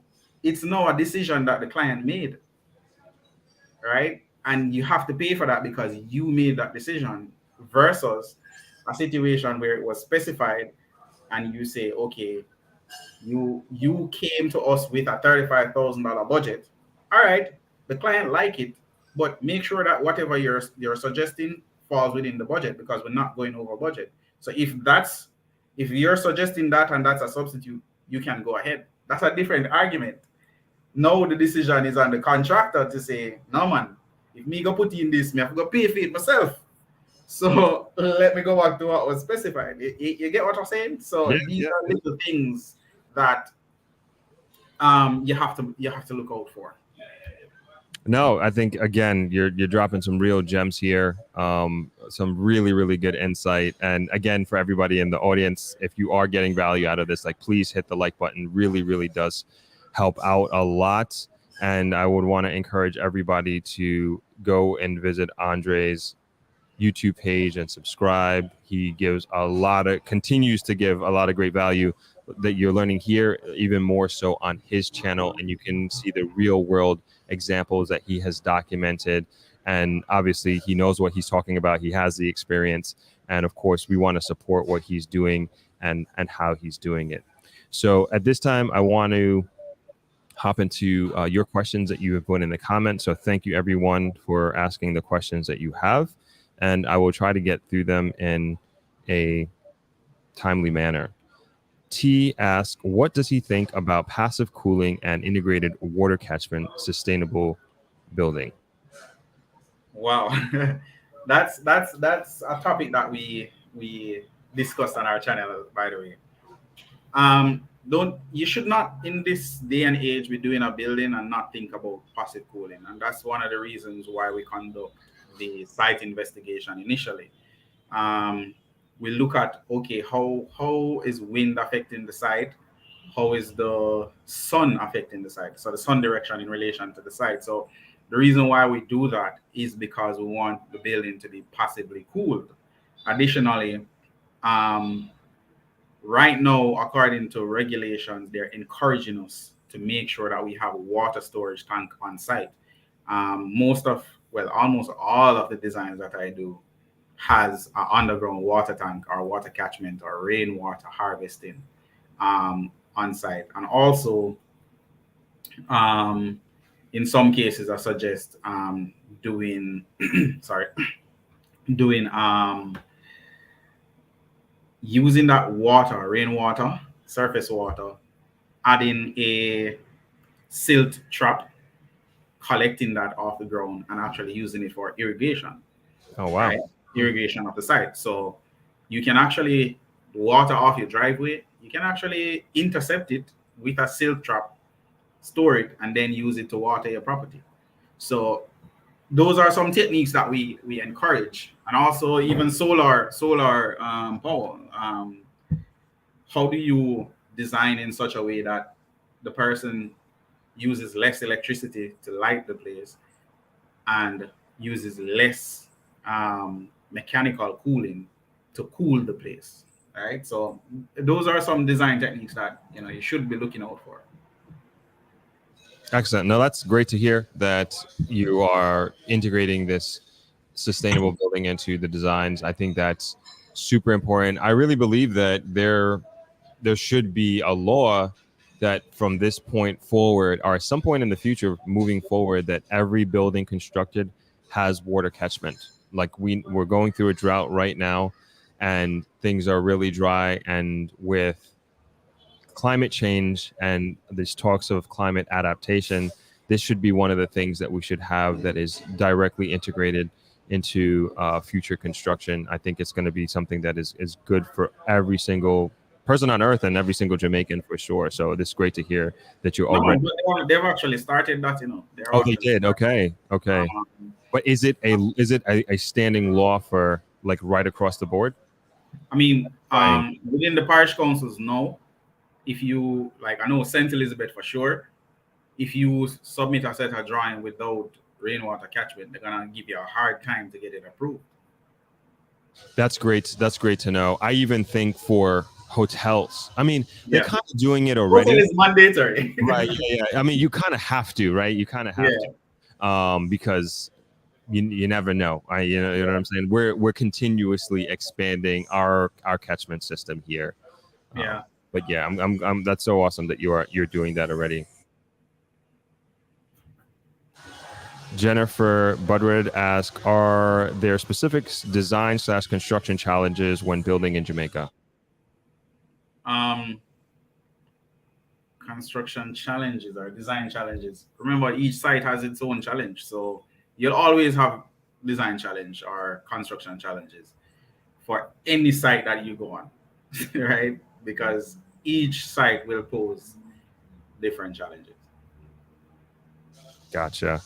And then Jackie was asking this earlier. She is interested in renovating old fixer-uppers. I couldn't find a specific question that she asked, but it seems like this is something that she's interested in, and perhaps other people are interested in purchasing an existing structure and then fixing it up. Yeah. When you're doing a renovation, one, get an approval, right? I always sing for that. Here's the trick to it.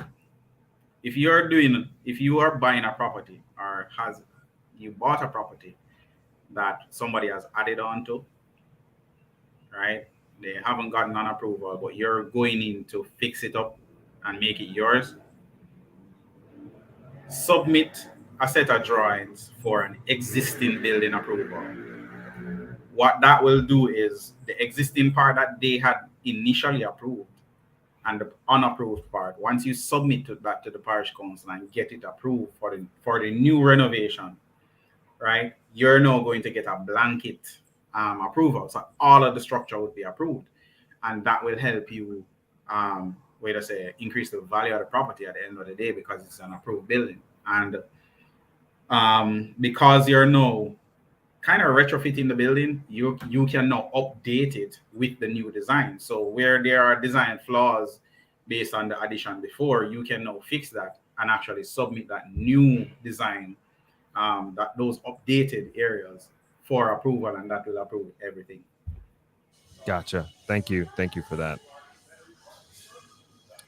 Kevin Barrett asks, excellent drone application. Question: what kind of reception are you receiving from the builders or site workers? Are they uncomfortable? Are they okay with your camera eyes?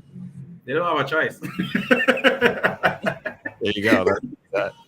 They don't have a choice. When I go on a site, they're mostly running around. Like, man, this man is going to come and find something.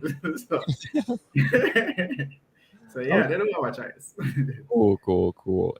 Inga Baby asks, is it cheaper to build than to buy in Jamaica? I prefer gated communities. Remember, when you build, you are building according to your desires, right? You're doing something custom. Whereas when you're buying something that somebody has already made. And sometimes in these gated communities, you're looking at mass construction.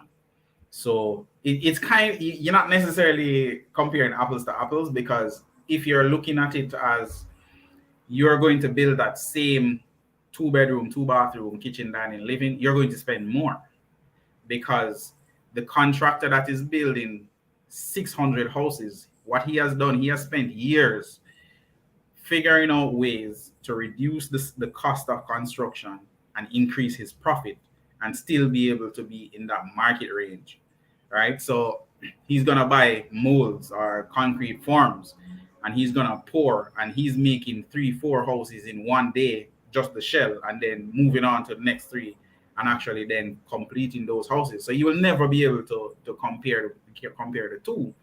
But if you're looking at it from the perspective of, okay, can I reduce my construction costs and get what I want? Yeah, you can. Or you can even buy these gated community homes and actually add on to them. It's just that in some areas there are certain restrictions, but it is possible, right? Okay. I hope that answers that. Yeah, I thought that was a relevant answer. Thank you. Chantel asks, Andre, what is your vetting process for clients? Obviously, you can't work with everyone who comes. Also, do you source land and build outside of Kingston and St. Andrew? Okay, so that was the consultation that I was talking to you about. Um, it's an opportunity for the client to meet me. Oh boy, this road. I'm so glad that I moved out to the office. But yeah, it's a process that allows me to really get an understanding of the client that I'm dealing with, because I don't work with everybody, right? I want to be in a position where I can offer the best quality service, right? And not worry that, hey, I'm going above and beyond and this person is not really serious. So normally I say, hey, pay $54. Let's have a talk. If you don't want to pay that $54, you're not gonna pay for the rest of the service. So it's kind of a way to kind of weed out those that want to just come and waste time, or those that are really serious about building. And I can tell you, a lot of returning residents don't want to pay that $54. Example, I see somebody came to me and say, hey, I want to meet with you. And I say, hey, there's a consultation, it's cost $54. They went away and spoke to somebody else, gave them the job. 6 months later, they came back to me and was like, can I meet with you? I'm like, $54. When I met with them, they had already spent that money. They spent 200,000 with the other person. Came back to me. I designed their home. They loved it. Absolutely loved it. And they had to pay me. So they ended up spending $250,000 more than what they needed to spend. So what we have to understand is this. If you want, and I think a lot of people don't understand it, if you want good quality service and you want things to be done, especially for me, if you want to be able to pick up that phone and call somebody and somebody's on the other line, you have to be willing to pay for that, right? Because at the end of the day, when somebody called me at 10 o'clock in the night and I'm there, if you didn't pay me, I'm gonna be hesitant to pick up that phone. Right. No, Yeah, that's just the reality. No, I think that's a very good example of paying a professional, because either way, you're going to pay for it, Yeah.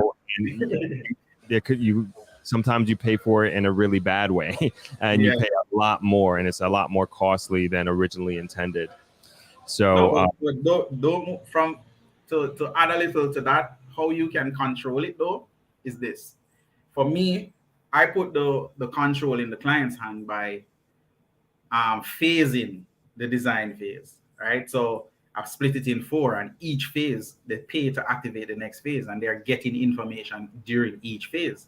So I may do the design and send them that, and that will say to them, okay, you've done this phase, let us move on to the next phase. And they don't pay everything, they just pay for the next phase until that is completed. So try that. No, I think that's a good idea. That really incentivizes the continuation of the relationship. Yeah. And it, like you said, it puts the ball in their court because they are seeing the type of service and return on investment that they're getting from working with you phase by phase. I think that's excellent strategy. All right, we got a question from Kyle Maith. Do you remodel an older home to make it more modern, or is your focus on a new build only? Also, are you island-wide or focus only on certain parishes, cities, towns? All right. So if you look at the Build with Ajawi series, that's actually an existing building, an older home, right? And we go in, we design, model everything to make it modern, and then get it approved, get everything approved, right? We do work across the island, right? Across the island. So it doesn't matter where it is, as long as I am comfortable with the area. So no, don't ask me if we go build a house, don't go way when shut up. I'm not going. Select where you're building wisely, guys. Select where you're building wisely. And not because your family and friends are in a particular location means that you need to go there. Yes, I think that's good general advice. This is a very open question. Considering moving to Jamaica, where do I begin? Wow, that's a general one for real. Yeah. Start searching for land from now. Right? Yeah, that makes sense. And I always tell people too. I think the first part is, especially if you haven't been here in Jamaica for many years, perhaps even decades, figure out where you want to be and visit and spend extended periods of time here, because the Jamaica you may have known and grown up with is probably very different than it is today. And so you want to have a really good understanding of what that may be like, and don't just visit, where you grew up and your home, your old home, so to speak. Visit different parts of the island, and it may be more conducive. Certain parts of the island may be more conducive to the person you are now today, that you have matured to, based on life experience, etc. More so than the person you were when you perhaps left Jamaica. And also they can join different communities. The Ajawi TV family is like, I feel like family with them, right? Yeah, and they tell you things that are happening, right? So this channel, Ajawi channel, to join the conversation and get familiar with people. I think that's great advice. All right, let's get this one from Kevin Barrett. Question: in general, what would you say is the average build time on, say, a 3-bedroom home, and you already own the land, free and clear, the land is accessible? We kind of answered that before. I don't know if you want to touch on anything further with that. No, I mean, I said minimum 6 months contract. It can go over that. Gotcha. And this is just kind of a comment, and I think you're addressing this by just your presence, but it says, this is fantastic information. I want to start building my dream house next year on land that I purchased a few years ago. This is my biggest headache right now, finding a trustworthy contractor. Yeah. But don't focus on finding the contractor, focus on finding a good administrator or a good design team, and allow them to suggest a few contractors or invite contractors to the tender. Because really and truly, at the end of the day, you don't want to be in a position where you are the person that the contractor is like, oh yeah, them talking things in the ears and all of that. It's very easy to get influenced by a contractor. And you'll find I'm not beating any contractor. Please don't see me and and trick me. But when you're doing construction, right, you want to have an administrator, somebody to ask questions and to understand the jargons, right? Sometimes you'll hear things that you, the client, don't know what that means. But it takes somebody that says, hey, but that's not how that is designed, right? Or somebody that, all right, I give you an example. Went on site and a wall that was at one position, contractor didn't want to move that wall because it made his job easier and it keep more money in his pocket. But because he has an administrator that when I went back to the office, look at the building, turn it in a virtual space, at that point I go back to the contractor and say, hey, nah, you need to move that wall, right? So focus on finding a good designer, a good administrator, put together that design team and administration team and ask them to select a contractor and offer a contract. Even if you get the worst contractor, if you have a good design team, you're in a better position than having no design team and a good contractor that will end up charging you for things that, you know. Good point. Good. Great advice. Great advice. Got another question here from Kevin. What are your thoughts on gated versus non-gated residential communities? What are the pluses versus the minuses to consider? Gated. Okay. That's it. Gated. Yeah. I live in a gated community. I work out every morning at 4:30. I get up, I go outside. I get up sometimes at 12 o'clock in the night and walk around just thinking. I open my door sometimes at 12 o'clock, 1 o'clock in the night. If you're not in a gated community, you cannot do that. Right? Don't try to do it. Agreed. This is the same advice I lend to my community here. Going back to what I was saying before, the Jamaica that you may have grown up in your neighborhood is probably nowhere near what it was when you were living here. And to think that it it could be a big mistake. And another piece of advice, this was from my dad actually, to people diaspora moving back or thinking of moving back. It's kind of going back to what you're saying of don't build this brand new construction modern house in the middle of everybody has zinc fence, zinc roof, that sort of thing. Going back to your old neighborhood where perhaps they have not in the 20 years and that you've been away and been abroad and building your career, saving your money, putting towards retirement, they may not have had the same success that you have had. And Yeah. by you coming back and building this big home in that same neighborhood, unfortunately, you're probably putting a bullseye on your back, and you're definitely better off moving into a gated community. I think it's a much easier transition if you've been living, in the United States, Canada, somewhere in Europe, and moving back to a gated community. And you want to be able to do this. There are a lot of parts in America that you can't leave your door open and you can't go outside for a 4 a.m. walk or in the middle of the night go for a walk to clear your head. But in these gated communities in Jamaica, You can do that.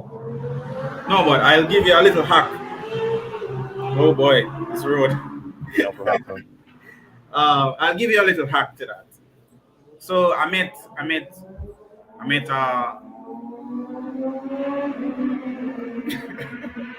No sweat. We got to finish the I met some guys the other day, a couple years ago, and three family, and they came together. They asked me to do a design for them, and they had a 3/4 acre lot.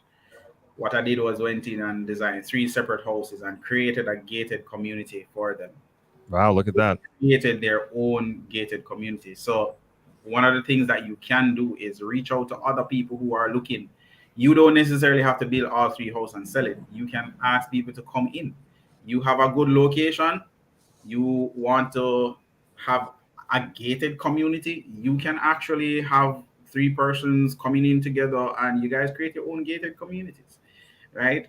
All you need is to make sure you have proper documentation, you have your lawyer involved, and you know exactly what that design is. and you go in and you develop it. You put in your security post, you put in your walls, and you move from there. No, that's so awesome. I think that's a really, really awesome idea, and something that I think a lot of people should definitely consider. Yeah. All right, moving on I don't here. tell everybody that, by the way. That's special right there. Yeah, And I you think get you get incentives for it, by the way. The NHT will give you incentives for it. yes, yeah. We were actually talking about that a few weeks ago, as a matter of fact. All right, we did the gated community question. DeCosta asks, is material expensive in Jamaica? Wow, I can't say. I can't say if it's expensive. I don't know what I'm comparing it to, but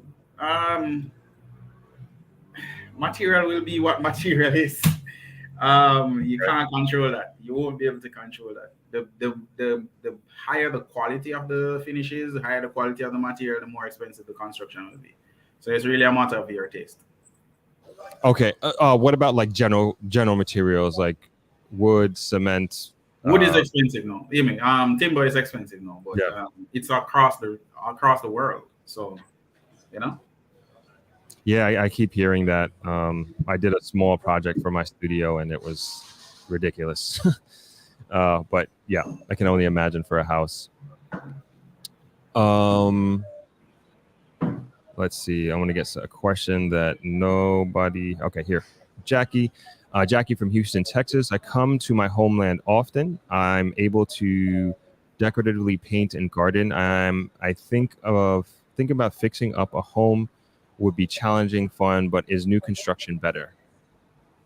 Wow. Yeah, that's a question that there are pros and cons with that because you already have something in place. So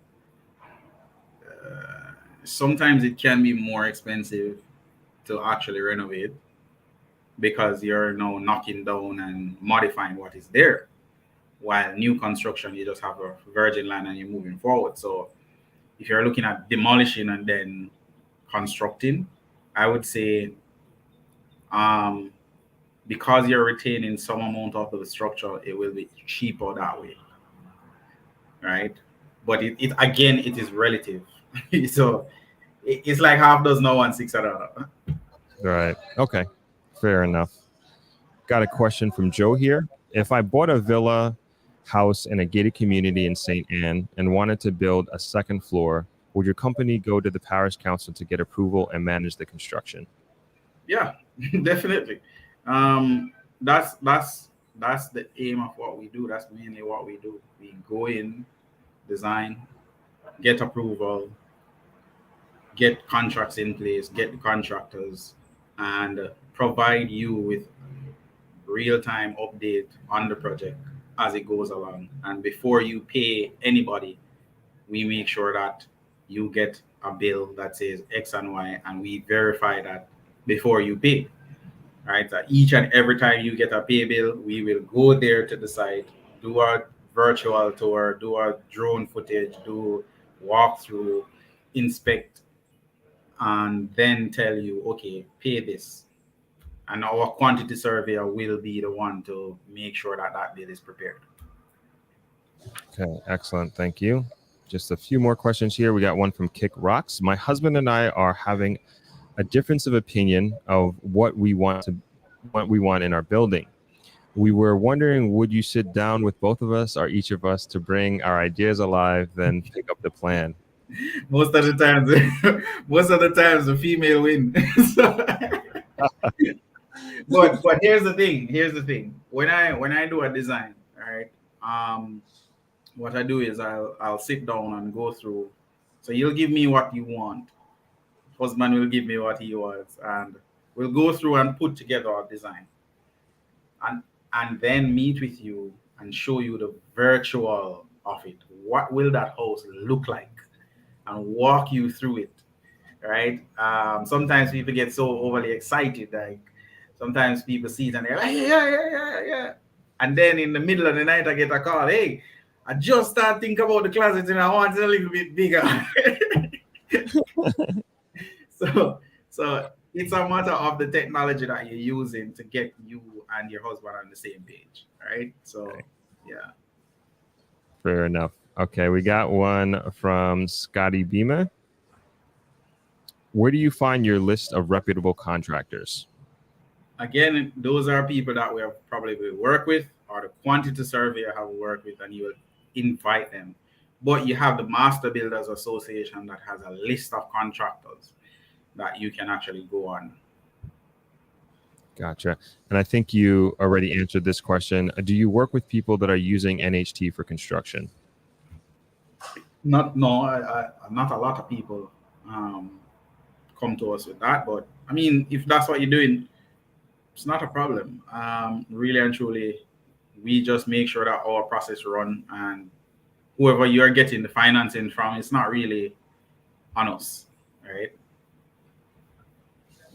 All right. And Chelsea asked, why is your rate sheet far more expensive than the Master Builders Association? I'm not sure where that's coming from.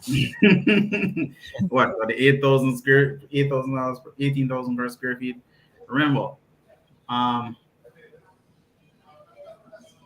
rather give you a rate that I know my quantity surveyors, a few quantity surveyors that I've spoken to gave me, than to give you a cost that the Master Builders has put together.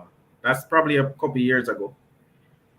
And put it this way, I've been on projects where I say, hey, let me calculate the cost. And when at the end of the day, that's what it came back to. So if you're going to look at it from within the book, or actually me going and doing it and say, hey, this is what it costs, then either way, I can't say you're wrong, I can't say you're right. Fair enough. Fair enough. And this will be the last comment, and it's from Shayna. Andre puts the A in accountability. I enjoy hearing your mission and keep up the great work. So that's kind of where I want to kind of close things at, so to speak. But of course, I'll give you the last word in a moment. But I think you're doing like an excellent service for Jamaica, and you're bringing really a contemporary approach to construction and to building. And I think it's important that we recognize a young person like yourself who is so committed to this island, so committed to helping build it. And we hear all these stories of like nothing happening, people not doing this, people not doing that. And here you are, and I can only imagine like the different adversities that you have gone through to get to this point in your life and to get your business to where it is. So I definitely want to salute you and salute what you're doing, and really continue to encourage you to continue to go down the path. I think everybody here really appreciated the value that you have brought us. And I just want to reiterate, please, if you did get any value here from Andre, you can see more of what he's doing physically from a YouTube perspective on his YouTube channel at Ajawi_TV, and you can visit his website there that is scrolling across the bottom. And if you want to support him and what he's doing, at least in a virtual digital way, you can hit that subscribe button to his channel, shoot him a comment, and then of course here hit that like button. It really does help. And if you know anybody that may get some value out of the discussion that we had today, please send this video to them. I thought this was invaluable. I have not seen anything like this done on YouTube, and I know a lot of the questions that we answered today are questions that people have, and getting understanding. And to me, this is just kind of scratching the surface of what it is like in terms of the process of doing construction in Jamaica and building a home. And Andre is clearly somebody who is an authority on this. And if you are considering doing something like this, take him up on the consultation, and it's $54, and be willing to pay it. You know, like you said, I think you're going to pay for it in many different ways, and probably in unhealthy, bad ways. And so with that, Andre, I really do want to thank you. And I would love to do this again in the future. And hopefully we can do it in a physical location and go deeper, because I know we can, I feel like we can keep going here, you know, but I do want to be respectful of your time. So with that, I will hand it over to you. And if you want to throw in any closing remarks, please feel free. Yeah, I mean, hit the like, hit the subscribe, hit the notification bell, because, you know, it helps. both of us at the end of the day. Yeah, just be safe and put God in it at all times. All right. I'm here to help in whatever way I can, and who knows, maybe you'll see Trop over on my channel as well. There you go. We got to make it happen. Yeah, we should make it happen. I should probably invite you to a site one of these days when we're doing a 3D tour, right? Because we have a new series coming in. We have Build with Ajawi Series 3. We're on Series 2 now, but I'm gonna be doing something that I don't think anybody has ever done in Jamaica so far. Look out for it. We're not going to spill the beans now, but look out for it. Can't wait. Awesome. So with that, thank you again, Andre. Really appreciate your time today, and I'm sure we will do it again sometime in the future.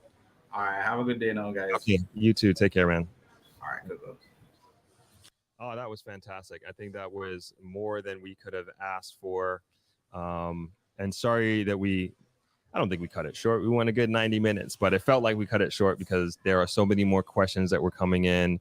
But we really do have to be, respectful of Andre's time. I really thank him for doing that. And we do have our next set of guests who are here waiting and ready to go. These are the folks that have the UK charity that is focused on crickets, and it should be an exciting conversation. And but this was great. This was really great with Andre, and I think we, well, hopefully, you all got some value out of what he was talking about, what he's saying. I know I learned a tremendous amount, and he has a wealth of knowledge and wealth of experience. And this is also coming from somebody who has very much warned you all many times, don't do construction in Jamaica when you're not here. And here we have a contractor architectural company that actually goes specifically after clientele that are looking to do construction and build homes while they are abroad, completely contrary to the advice that I have been giving you all. And he clearly knows what he's talking about and is an authority on the subject matter. And for those of you who are not necessarily in a position or won't be in a position for a long time to do construction while you are here in Jamaica and be here for an extended period of time, I think Andre, his company and his services that he offers is a great opportunity for you to explore that if that is something that you want to do, build in Jamaica. So with that, I do want to take a little break, about we've been going 2 hours, about a 7-minute or so break here, just to reset our room here, to have the guests come on, and then also quickly scarf down some food, and then we will get into the conversation. So stick around, don't leave. This is going to be a really good one. We have these gentlemen from the UK talking about their charity, and I think this is something that we really do want to support, and they're doing excellent things, and I want them to be able to tell you about it, and you can hear and learn about it. So we're going to take a quick break. We're going to throw up, sorry, it's going to be the same diving video, but we'll work on some new commercials in the future. And if you've seen it already, you get to see it again. I'll see you guys in a few minutes. All right, we're gonna go on a little swim. Think I might try to get to the reef over there. It's like maybe 400 meters out or so. Haven't done that in a while. Might give that a go. But it's gonna be a relaxed one today. These are mornings in the grow. Let's do it. I'm waiting for something to change. 'Cause when I'm not here, it's like I'm falling. And I don't know why I feel pain. 'Cause when I'm not here, I keep on falling.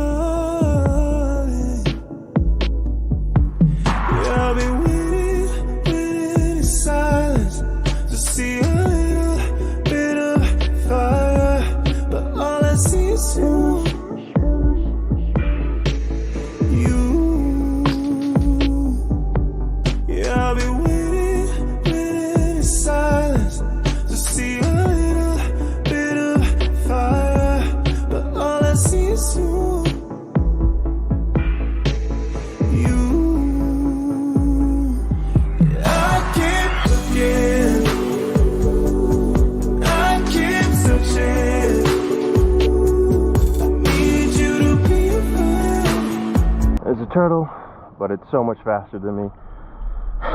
Couldn't catch him.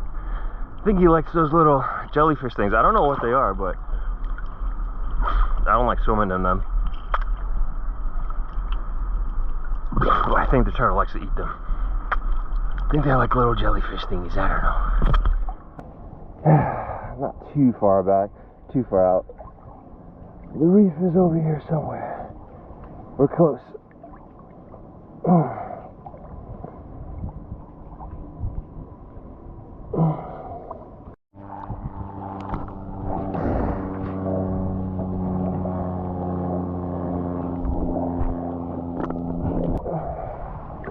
Morning, Billy.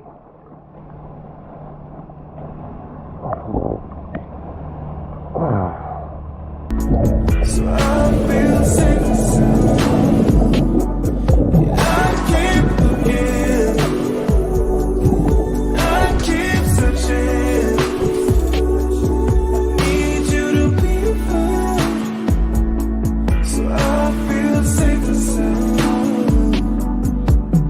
I've been hiding out for days next to you.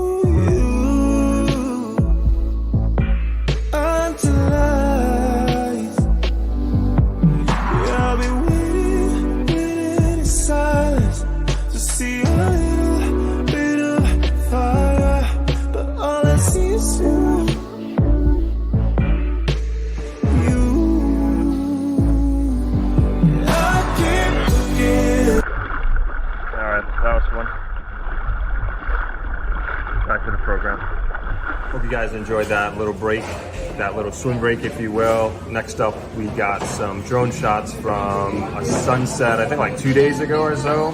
So a few more minutes, then we'll get back to the program here. Enjoy.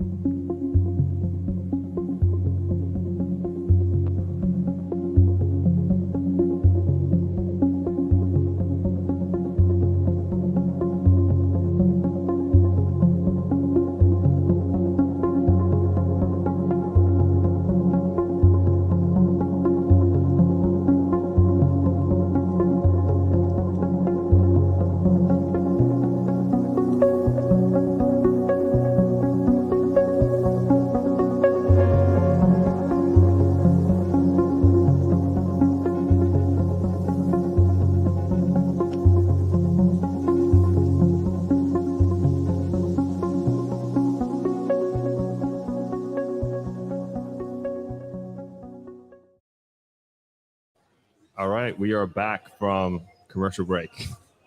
Hope you guys enjoyed that one. Like I said, I promise you we're gonna do some more commercials this week. I'm gonna try to shoot one this week, so you're not seeing the same thing. But it seems like everybody is enjoying it.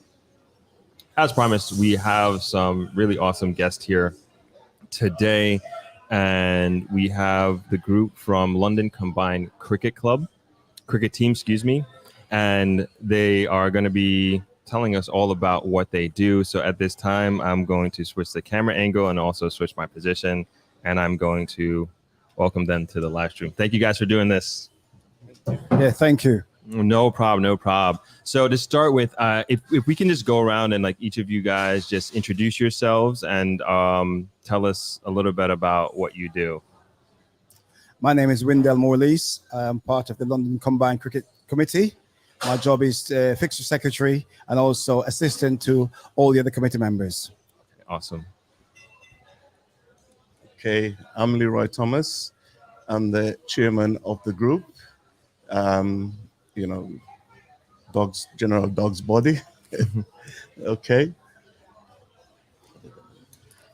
Hi, my name is Junior Elliott. I'm part of London Combined. My role in London Combined Cricket Team is the manager for the team. So that's my role at the present. Okay, awesome.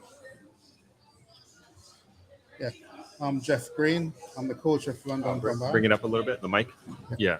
I'm Jeff Green, coach of the London Combined, both on tour and in London. Hello, my name's Gordon Falconer. I'm the club secretary of the club. Thank you. Awesome. Thank you guys and welcome. Thank you guys so much for doing this. So to start with, what made you decide to do this in the first place, to give back in the way that you are? Well, we started this back in sort of 2011. We've been coming to Jamaica as cricketers, just returning and playing matches, etc. And we always bring equipment and give it to individuals, that sort of thing.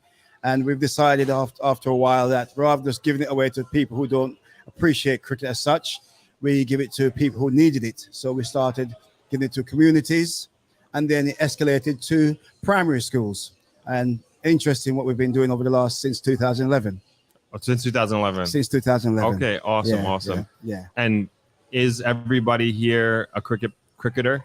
We're all ex-cricketers as such. Or some of us still play. Okay. Yeah, Awesome, some of us still play when the team's short. But yeah, we're all ex-cricketers as such. Yes. Okay. Wonderful. Yeah. And I should ask this before, but before we move on, where is everybody from originally? Okay. If you're in Jamaica, where in Jamaica? Yeah. Well, yes, I'm a Jamaican. I was born in Kingston. Mm-hmm. My dad comes from this area, comes from Hanover, a place called Santoy in Hanover. So yeah, so that's in Jamaica itself. Yes. Yeah? Okay. Awesome. Yeah, like Windell, I was born in Kingston. My father is from St. Catherine. My mother is from beautiful Manchester. Awesome. As you said, I'm what they call it, a countryman. Yeah, I'm from the great little parish of St. Elizabeth, and it's a beautiful place for everyone to come and chill. Awesome. Yeah, I was born in Lucy Hospital, but I grew up in Santoy District, which is just up the road from here. My interest has always been cricket. Not always been able to afford to play cricket. So hence, when it comes to the opportunity to do something like this, I jump at the opportunity to give back to the community so we can actually have kids playing cricket who would otherwise be doing something else. Awesome. You'll be not surprised to understand that I was born in Scotland, hence the accent. I don't think I have one, but everybody else seems to. I don't play cricket. I am just help out, and I've come along for the journey. Oh, really? Awesome. Amazing. So with that, I also think it's important to, before we get into actually what you guys do in the program, I think it's important to understand the connection that we have here. We were talking last night about a few years ago where you met with my dad and myself. And I don't know who wants to answer that and explain how this relationship started. Well, this relationship started with my chairman here. Mhm. He was out here for, was it a wedding, I think? You can answer that. Yeah. Yeah, I came to Jamaica for a wedding, me and my daughter. While we were looking for somewhere to stay, we came across this place and I thought, good idea. It's Jamaican owned. That was very important to us, that, you know, we go somewhere that is owned by a Jamaican. And so we came here, and we loved the breakfast here. Okay. The breakfast is one of the things that really sort of got us back, you know. So I went back and said to the guy, look, and every time we go to Jamaica, because we always come to Negril for our first 3 days, just to chill it out. So I went back and I said to the guys, look, you know, found this new place, let's give it a go, and the rest is history. Yeah. Awesome. Thank you for that. And as we were discussing last night, we definitely do similar things, and I think it's very, very important that we support an organization like yourselves that gives back. And you obviously don't have to do this. There could be many, many other things that you could be doing. You could be on this beach the entire time, but as you get into, you are actually dedicating much of your time here in Jamaica to your nonprofit organization and to specifically giving back to the children. So if you can explain exactly what your mission is when you come to Jamaica and what you're doing during this trip, that would be fantastic. We have a project called Cricketing Schools. Mm-hmm. So where we go into sort of primary schools, where we do like a 3-year program with 2 schools at a time, and we give them equipment. We give them free coaching. We teach the teachers there to help them how to coach the kids at cricket and to continue it after we've left after 3 years. Mm-hmm. So we select 2 schools from whatever parishes they are, and we just make sure that the facilities are there, and we then give them all the equipment and do all the coaching for them. And so far, it's been very well appreciated and successful so far. Some of the schools that we've helped, Tulloch Primary in Bogwalk, Progressive Education in Maypen. We've also done the Knapdale community, Keith community. We've also helped out teams in sort of St. Elizabeth, and also we helped the Yallis, the Lloyd's community in Yallis, when the hurricane blew the roof off the community center. We helped fundraise for that to put the roof back on their community center. And one of the games that we're playing whilst we're here this time is over at Lloyd's to help continue to fund that, you know, to help the community over there. So we try and do what we can to help. And that's our main objectives. And from the pictures that you were showing me last night, it seems like you bring in equipment to give away as well. Can you speak to that a little bit? Yeah, what we do is we put together a set of equipment for each school as such, so that it will last them for quite a while, and they will make sure first and foremost they've got the facilities to facilitate all of that. And if they haven't, there's no point giving them the equipment; it's just going to go to waste. So we actually do that. We give them all the equipment is donated free to them from us. We're self-funding for everybody to, you know, we don't have a sponsor. All of it is actually funded by all 5 of us. Well, there's 7 of us. There's 2 committee members who can't be here. I see. Okay. Our treasurer and our assistant secretary, they can't be here. But we fund everything ourselves. So we don't get any funding. We just do it as voluntary because we love the country. We want to give something back to the youngsters. You know? That's awesome. And how often do you do these trips? Annually, every year. Oh, you do it every year. Yearly. Okay. And what we do is we do it yearly. And it's a 3-year program for each school. And then once we finish that 3-year program, we move on to other schools. And then we start another 3-year program with other schools. So you focus on one school. Okay. Yeah. Awesome. And then we move on to another school. Yeah. And I don't know much about cricket, but in your opinions, what is the state of cricket now in 2023? And is it a growing sport? Is it something that is not as popular as it was before? Like where are we in that sense, in your opinions? It's not as popular as it was before, but it's still what we'd call a selective sport. If you go into the schools, when we started with primary schools, we do it for boys and girls, and the interests, I mean, Progressive was one of the examples where the headmistress told us that after our first visit, all the kids came back in to tell me how they was watching cricket on TV and things like that. They entered one of the competition that they keep in Jamaica for the schools, and they won it for the first year they entered it. Then they won it for the following year and the following year. Awesome. 3 years straight, just after the Scotiabank competition, which was really fulfilling for us to see that, the progression that they've made, But yeah, so that's what we do, and we enjoy that. Do you guys have a website that I can put up on here? Yes, we do. What's the website, Gordon? I'm putting them on the spot. Yeah. It's just London Combined. Yeah. You put www.londoncombined, or if you go and play cricket, you'll find it on Play Cricket. Okay. I'm just putting it up as a banner so people can go check it out. Yeah. London Combined Cricket Team. Yeah. Okay. And with that, can you tell us a little bit about the schedule that you guys have for the next few weeks while you're in Jamaica? Well, tomorrow we leave here. Tomorrow we head down to St. Elizabeth. We've got a friendly game against a team with Mr. George Powell's team, which is Powell, who played for the West Indies, Jamaica and the West Indies. His dad's organized the game for us to just play along there and help out. So we've got that. Then we move from there. We go down to St. Mary. We're staying in St. Mary, and then we go over to St. Thomas to do the community game at the Yalas community game on the 2nd of June, Sunday the 2nd of June. Sorry, 2nd of April. No, I was like, June. wow. Yeah. Oh, wow. Sorry, 2nd of April. Yeah. Yeah. I want to stay here. That's what it is. Fair enough. Yeah, 2nd of April. And then on Easter Monday, we're at the Ultimate Cricket Ground, Ultimate Jerk Center in Discovery Bay, opposite the Green Grotto, where we're having a memorial match for our late but great chairman who sadly passed away a few years ago, Livingstone Ricketts memorial match. So we're doing that there. And like I said to you before, we're a voluntary group. So everything that comes in is from ourselves.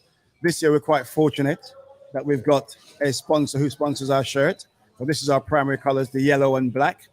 So this year, our shirts are sponsored by at Cypher's Bar in Southeast London, events and venues. We thank her for that, Mags.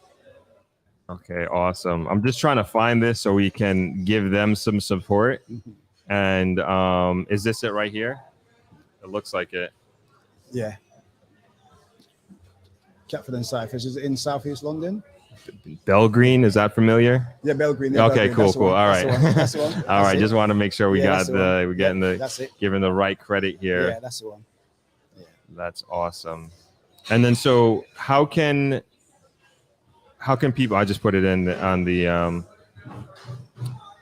banner there, so people can kind of check it out, and I'll also put it in the comments there, so you can. I think it's important to support those who are supporting us, right? Yeah.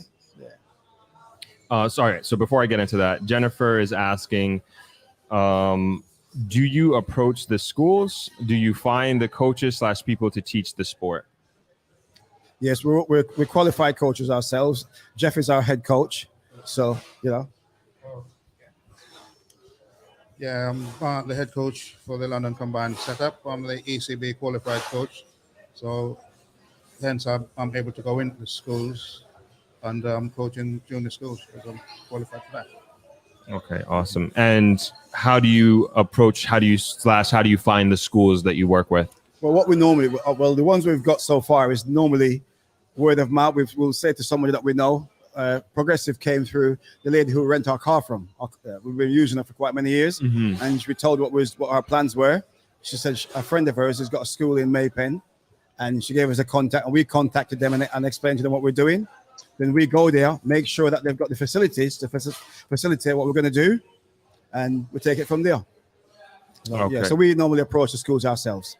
Yeah, and normally schools are recommended from people from the area, like amongst ourselves. Obviously, we've gone to schools in certain areas. So normally someone from that area would nominate a school. Then we will go in and see the school, speak to the teacher, the head teacher, and like Wendell said, we'll look at their facilities and see if it's something that we can accommodate. So that's really how it goes. All right. Some people in the comments are saying they love your accents. Which one? The Jamaican one or the English one? This is my speaking spokey. Thank you, by the way. I was going to ask, what, if anything, I know you had spoke about I forget the name of the school that you mentioned that had won the championship 2 years in a row. Progressive education. Progressive education. Do you see differences in the student athletes in being a student athlete from your experience, and how have you seen, or if you have seen, any changes in anything with them? Well, yes, there is. I mean, the children that come to come in the project that we do, it's sort of like you can see the happiness on their faces, and also it helps with education, because one of the things we actually preach to them is that their education is still very important. Yes. So it used that as a sort of like little bartering as well. You want to be part of this, and they do want to be part of it. They enjoy us being there. And I can tell you, we got some photos showing up when we're doing the coaching with them, how much they're enjoying it. Seriously, they really do enjoy it. Awesome. And we enjoy it as well. Awesome. And they said they like both the accents. So just to say, going back from the start. Let's bring the mic up a little bit. Yeah. By meeting your dad and speaking to your dad, and we started talking about what he does for children here, and that really made it more interesting, and that we wanted to come back here. Wish we could have seen him, but obviously, we ain't been able to see him, and I wish him well. So I think he's recovering. Thank you. And he will know that we are here, and that was also because of his influence. Awesome. Thank you so much. He really inspired us to continue what we're doing, having spoken to him. Yeah, we met him sort of like in the area over there. Yes. In that room, and we had a good conversation with him, and then he told us what he was up to, what he was doing, and we related that to what we was doing, and we were so proud of what he's doing. And it made us feel really humble as well. It's really great that he was doing that, and we feel honored to be doing what we're doing as well. We just enjoy doing it. Awesome. I'm almost certain he's watching right now, so he's hearing you. Yeah. And if he is, I want to say, please get well soon, young man. Okay. Yes. Awesome. Thank you. Did you want to say something? Yeah. I was only going to make the point that part of the deal is that they learn discipline, being part of a club. There's a lot of learning, and that learning in playing a team sport, backing each other up, running around, etc., is all part of a wider education about what you learn from that and your reliance on others, and you can't do it all yourself. So that's what we're it's a sort of hidden part of what we're doing and part of their education. So it's not seeing that as separate from their education. It's a broader issue. No, I agree. And I think I played sports my entire life, and I think I would be a very, very different adult if I didn't play sports growing up. And like you said, you learn so much about the human condition, your limitations, you build confidence, teamwork, understanding the different personalities of your team members, your competitors. And there is so much value in sport, tremendous amount of value. And I think what you're doing by encouraging and kind of making it more accessible to these student athletes, I think it's so important, very, very important. So you're absolutely right about that. And it's another thing that's important. What's happened to us is we have some young adults that we also sort of mentor when we first started, and even now they're still playing for us. Awesome. When we come over, they'll always be there for us. Whatever date we've got a game on, they'll be there to play for us and whatever we request of them. And they've all got manners. They're all respecters, and they're young adults that we really respect as well. We also played a game up in Days Mountain, Orocabessa, and Junior here spotted a young man. I think he was 7 at the time, Junior, 9 at a time, and we just saw him and thought, wow, he looks like he's got ability. And over the years, we've sort of like tried our best to help sponsor him and what best we can and things like that. And lo and behold, he's now got into the under 15s, Jamaica under 15s setup, and hopefully he'll go a long way. Get out of here. Yeah, seriously. Wow, we look so much forward to seeing him. We really do. And he's got so much going for him, and I hope he just keeps it up. Yeah. He's very bright as well, and he's very talented, honestly. Yeah, Jordan Pinnock. Look out for that young man. He comes from the St. Mary area. Okay, okay. No, we definitely will. That's amazing. Thank you for sharing that. That's really good to know. Jennifer asks, and if someone/group wanted to sponsor a program, is there a time/money commitment or a donation to the organization? No, there's no time limit on any time for Okay. donations. There's no time limit. We're 24-hour. Okay. Yeah. When we're in London, what we do is the same London Combine, we put a team in what we call the Caribbean Cup, which Yes. is in London. So we sponsor the team over there. So we ourselves, same group, we pay for everything, and the players just play. Because I don't know if you're aware that cricketing equipment, etc., and things like that, it's quite expensive. I'm sure. Wherever you are, Mhm. okay. So we make sure that these youngsters can play cricket because they got talent and they're not being held back because of they can't afford their actual equipment as such. So we make sure that happens for them.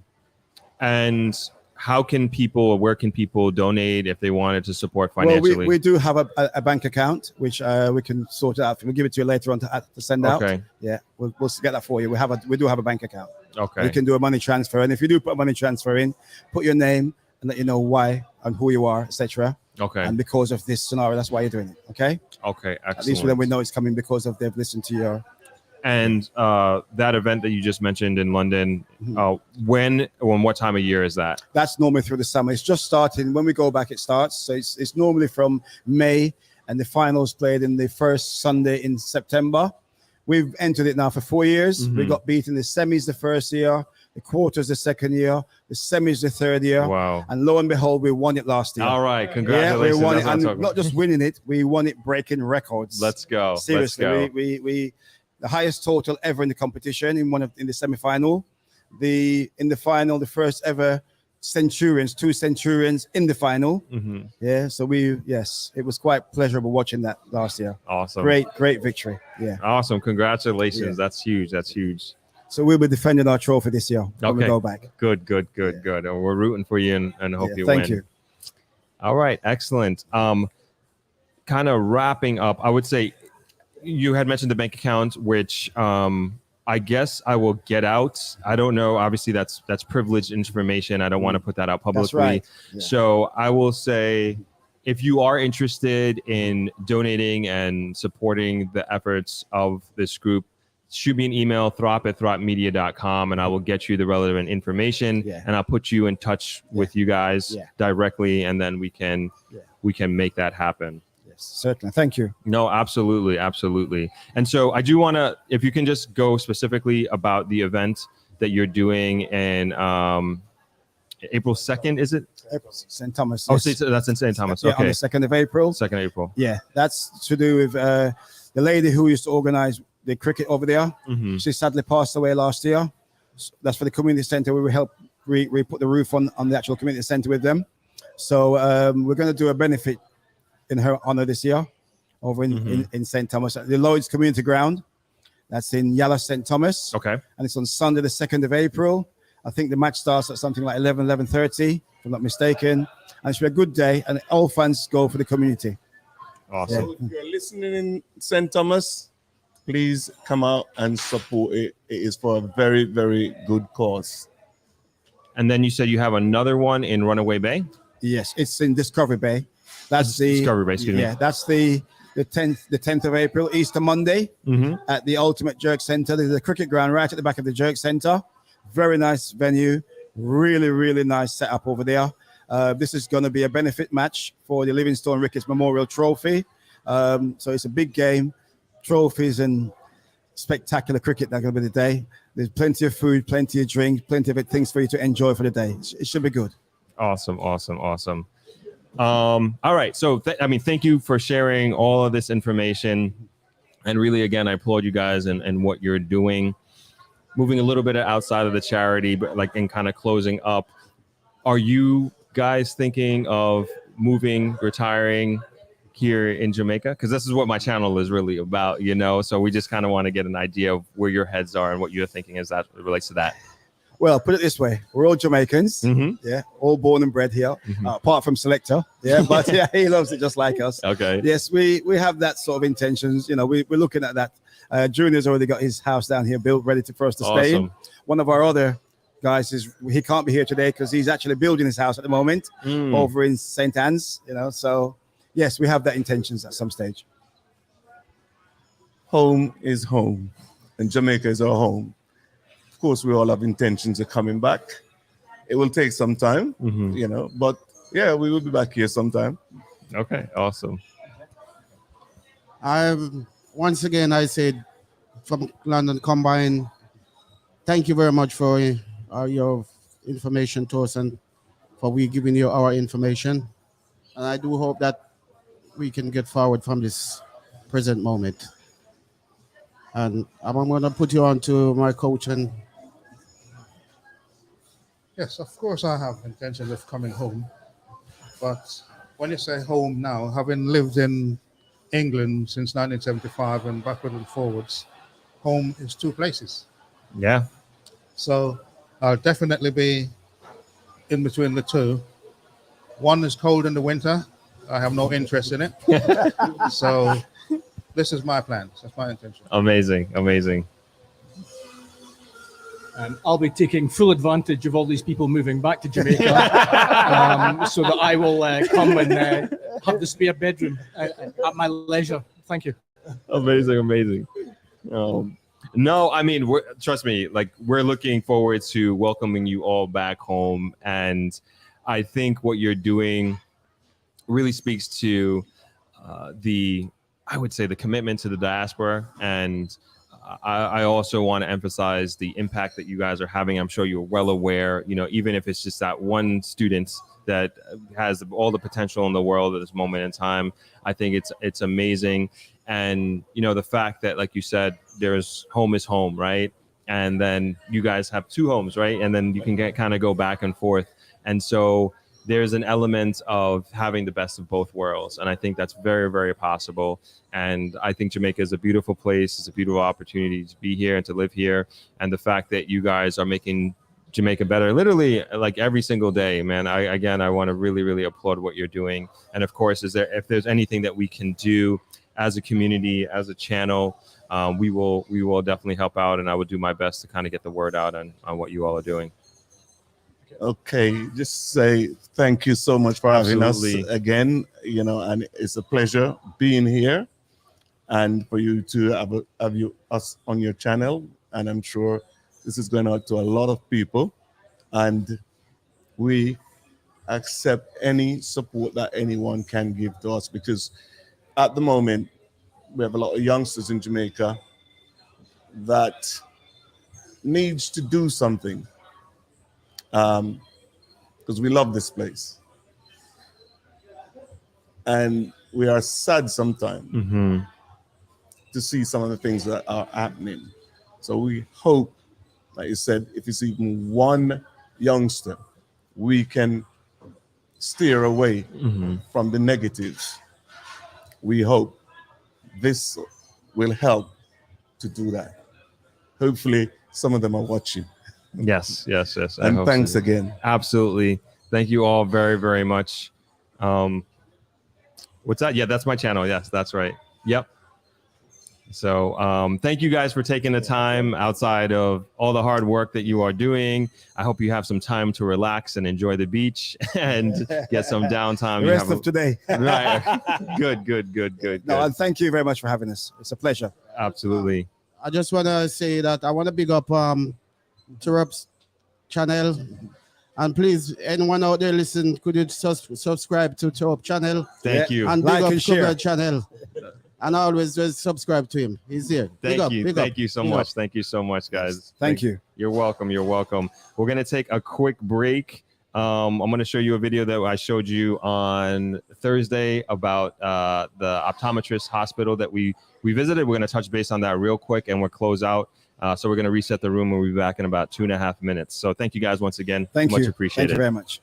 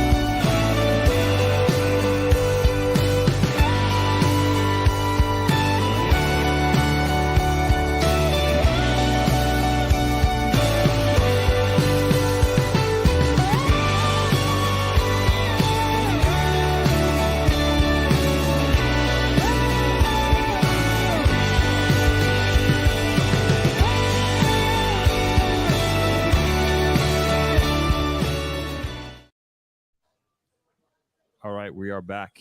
That was pretty awesome. I thought that was, I definitely took advantage of them being here.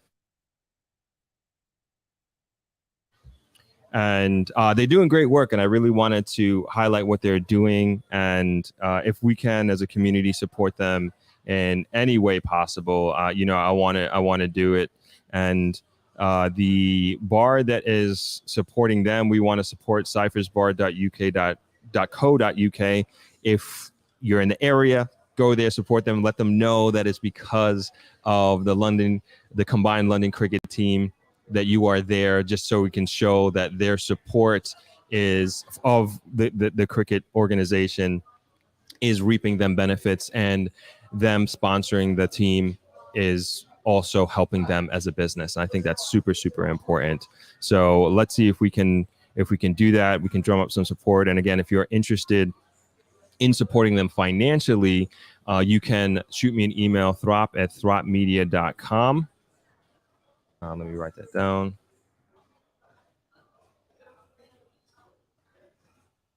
Throp@thropmedia.com, and I will put you in touch with them, send you all the relevant information, and we definitely want to help them out. They are doing some really, really excellent work. So, in wrapping up here, the video that you just watched, we showed that on Thursday. We had an excellent interview with Dr. Peart and Dr. Vaughn from Focus Optometry. No, that's good. No, that's good. Thank you. From Focus. Thank you very much. Appreciate it, Wendell. It's bought me a Gatorade. Yeah, so from Focus Optometry, and they're doing amazing work. And as you just saw in the video, they have a brand new state-of-the-art facility in Kingston with, I mean, pretty much you name it in terms of eye care. And I thought it was just really, really important to showcase the level of service being offered in Jamaica. Not just this, of course, is eye care, but we're going to do more of healthcare than anything else. It's a very high, what would I say, concern of people as we age. Of course, we want to pay more attention to our health and more attention to the quality of life that we have.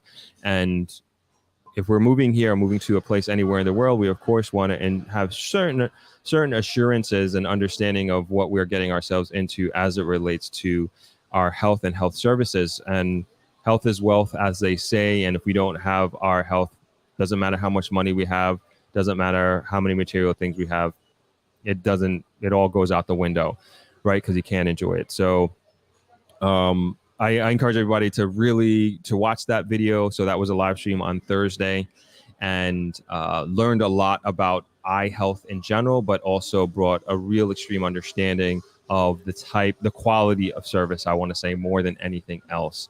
And the idea was really bringing it from the perspective of medical tourism, because a lot of their clientele are Jamaicans living abroad that say come on vacation or maybe come specifically to Jamaica for their eye care services, eye health services in Jamaica. And there are a lot of those types of services throughout the island that people come to Jamaica for, because they may not necessarily have that type of service in their home country. I did not mean to do that. Forgot about that view. There we go. They may not have that type of services, particular dental and eye care. And so they come down to Jamaica for that because they get high quality service here. And we have a lot of those opportunities here in Negril as well. I was encouraging them to build a facility like that you just saw in the video here in Negril. We would love to have them. We would definitely welcome them with open arms, and if they were to come here to Negril. Let me just go over to some comments for a little bit as we slowly wrap up here. Sash says, Athrop, can you put this segment on London Combined in a separate video, because I would love to share? Yes, we can. Okay, that's a good idea. We can do that. I think Candice and Havrika are listening. Just make a note for us to chop this up so we can send that segment off to people. That's amazing. Thank you. I will definitely do that. What else we got here? Shayna Love Coaching says, Athrop, do you have any sponsorships or affiliate referrals with your local business that you've interested in? I'm inquiring because I see another opportunity to leverage your brand to your audience. Yeah, it's something we've been talking about and trying to figure out, because we do a lot of this stuff, and the idea, of course, has not been about money. We haven't been making money on these referrals, if you will. This is all out of the idea, I think, which is more important, of getting the word out about these high-level professional services that are offered in Jamaica. And as I was saying before in the lead up to the conversation about construction, is why go through, or why would I have you go through the same headaches that I've already went through? And I've gone through my sifting process, if you will, of professionals that I work with here in Jamaica, and living here for 17 years and doing business for 17 years.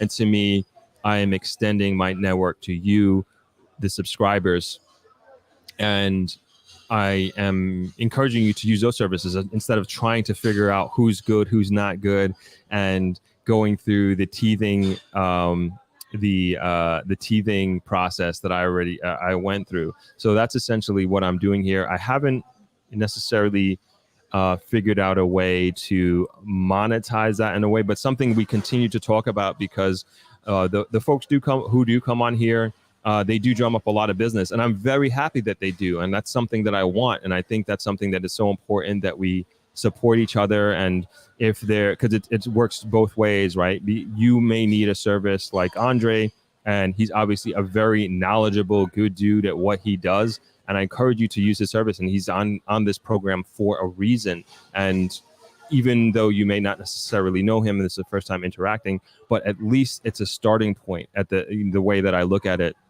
And it's somebody that I am extending my trust to, which is extended to you all to go into and at least explore. And that's great. And that's exactly what I want. Anybody who comes on here, I think, has not necessarily a right, but they are at least have the opportunity to drum up business for themselves. So we will figure that out at some point. Not a super priority. I'd say it's more important to kind of get the word out more than anything else. And I think we're doing a decent job at that. A Hicks says, Throppers, please don't forget to hit the like button. That's right. Please don't forget to hit the like button. That really helps out a lot. I know we had a wide-ranging level or variety of topics that we discussed today, but if there is a segment of this discussion that we had today that you think somebody else may find interesting, please share this with them. Even for now, you can share the timestamps, as Sash had recommended or requested that we take out the segment with the London cricketers there. We will do that, and we will upload separately so that can be shared and can help out. Petrona, thank you so much. I know you're the newest channel member. Really appreciate that support. And I want to say a big shout out to all the channel members and Patreon members. Thank you guys so much for supporting this channel and supporting what we do here. It does go a long way, and it may seem like a nominal amount of money, but it's not. It helps out tremendously. Excuse me. It also makes me feel tremendously good, like that you have gotten to the point of you're finding so much value that you actually want to financially support this channel. So I really do appreciate it. And if you are somebody who wants to support this channel financially, you can become a channel member. It's very easy to sign up. I think the lowest tier is $4.99 or $5 per month. And we are actively working on the benefits of becoming a channel member, and we want to give back. And so one of the things that we already had decided on is that our Thursday it's going to be either a Thursday live stream or a Thursday piece of content that is going to be exclusive to channel members and Patreon members. So we're going to have that starting the first week of April, and that's going to be the first thing that we are going to give back exclusively to channel members. And again, if that's something that if you're finding a lot of value out of the channel and you want to support it, you can become a channel member here. There should be like some sort of sign up button. I don't know what it looks like, but it's available. You can check it out, and it would be much appreciated. So let me get to your comment here. Petrona, agree with help supporting and building up Jamaica for our children those planning to return/retire. Excellent. KT says, do you know anything about Negril Spay Neuter Clinic? When I was there, I saw a few HBC. I saw the building driving by, trying to contact them to arrange a clinic with a fellow vet alum. Yes, so we actually do. This is a great program and asset to Negril.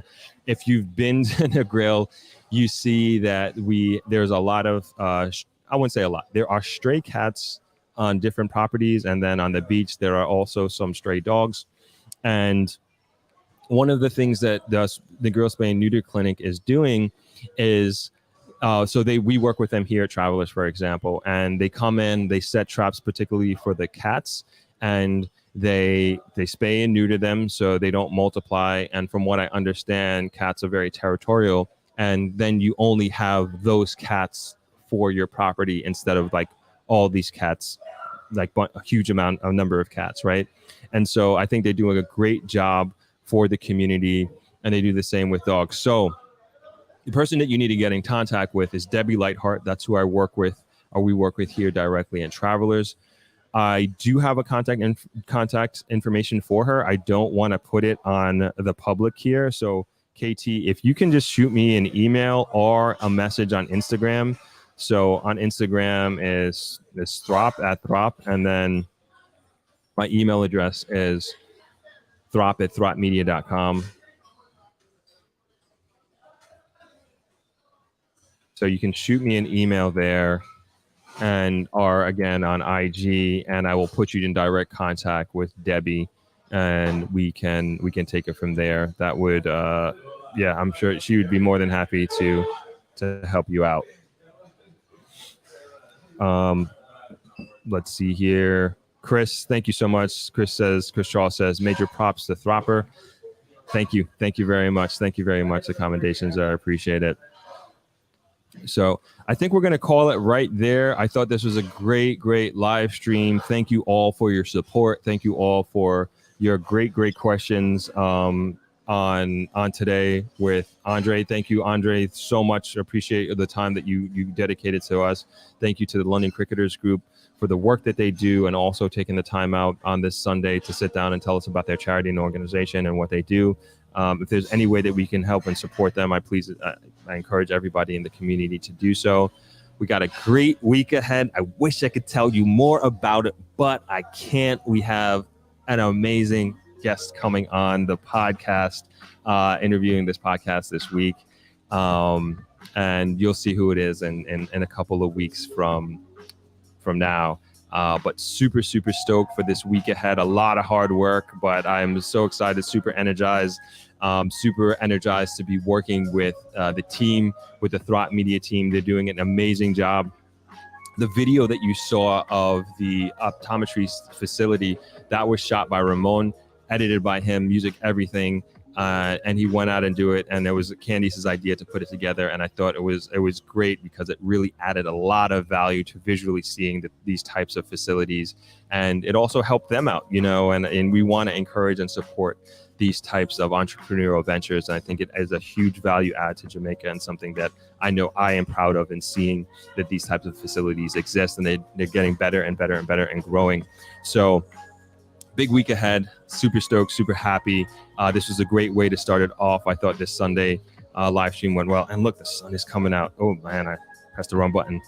You can't see it, but on this side, the sun is getting brighter and brighter. And I think everybody is starting to head to the beach to enjoy it.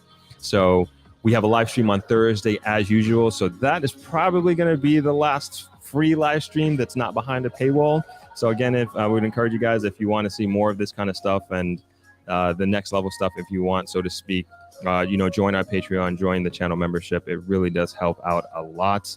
And I will see you on Thursday on the live stream and in the comments. Everybody have a great week. Enjoy the rest of your Sunday. This was really awesome. I'm going to leave you with the beach view. See you on Thursday. Peace, everyone.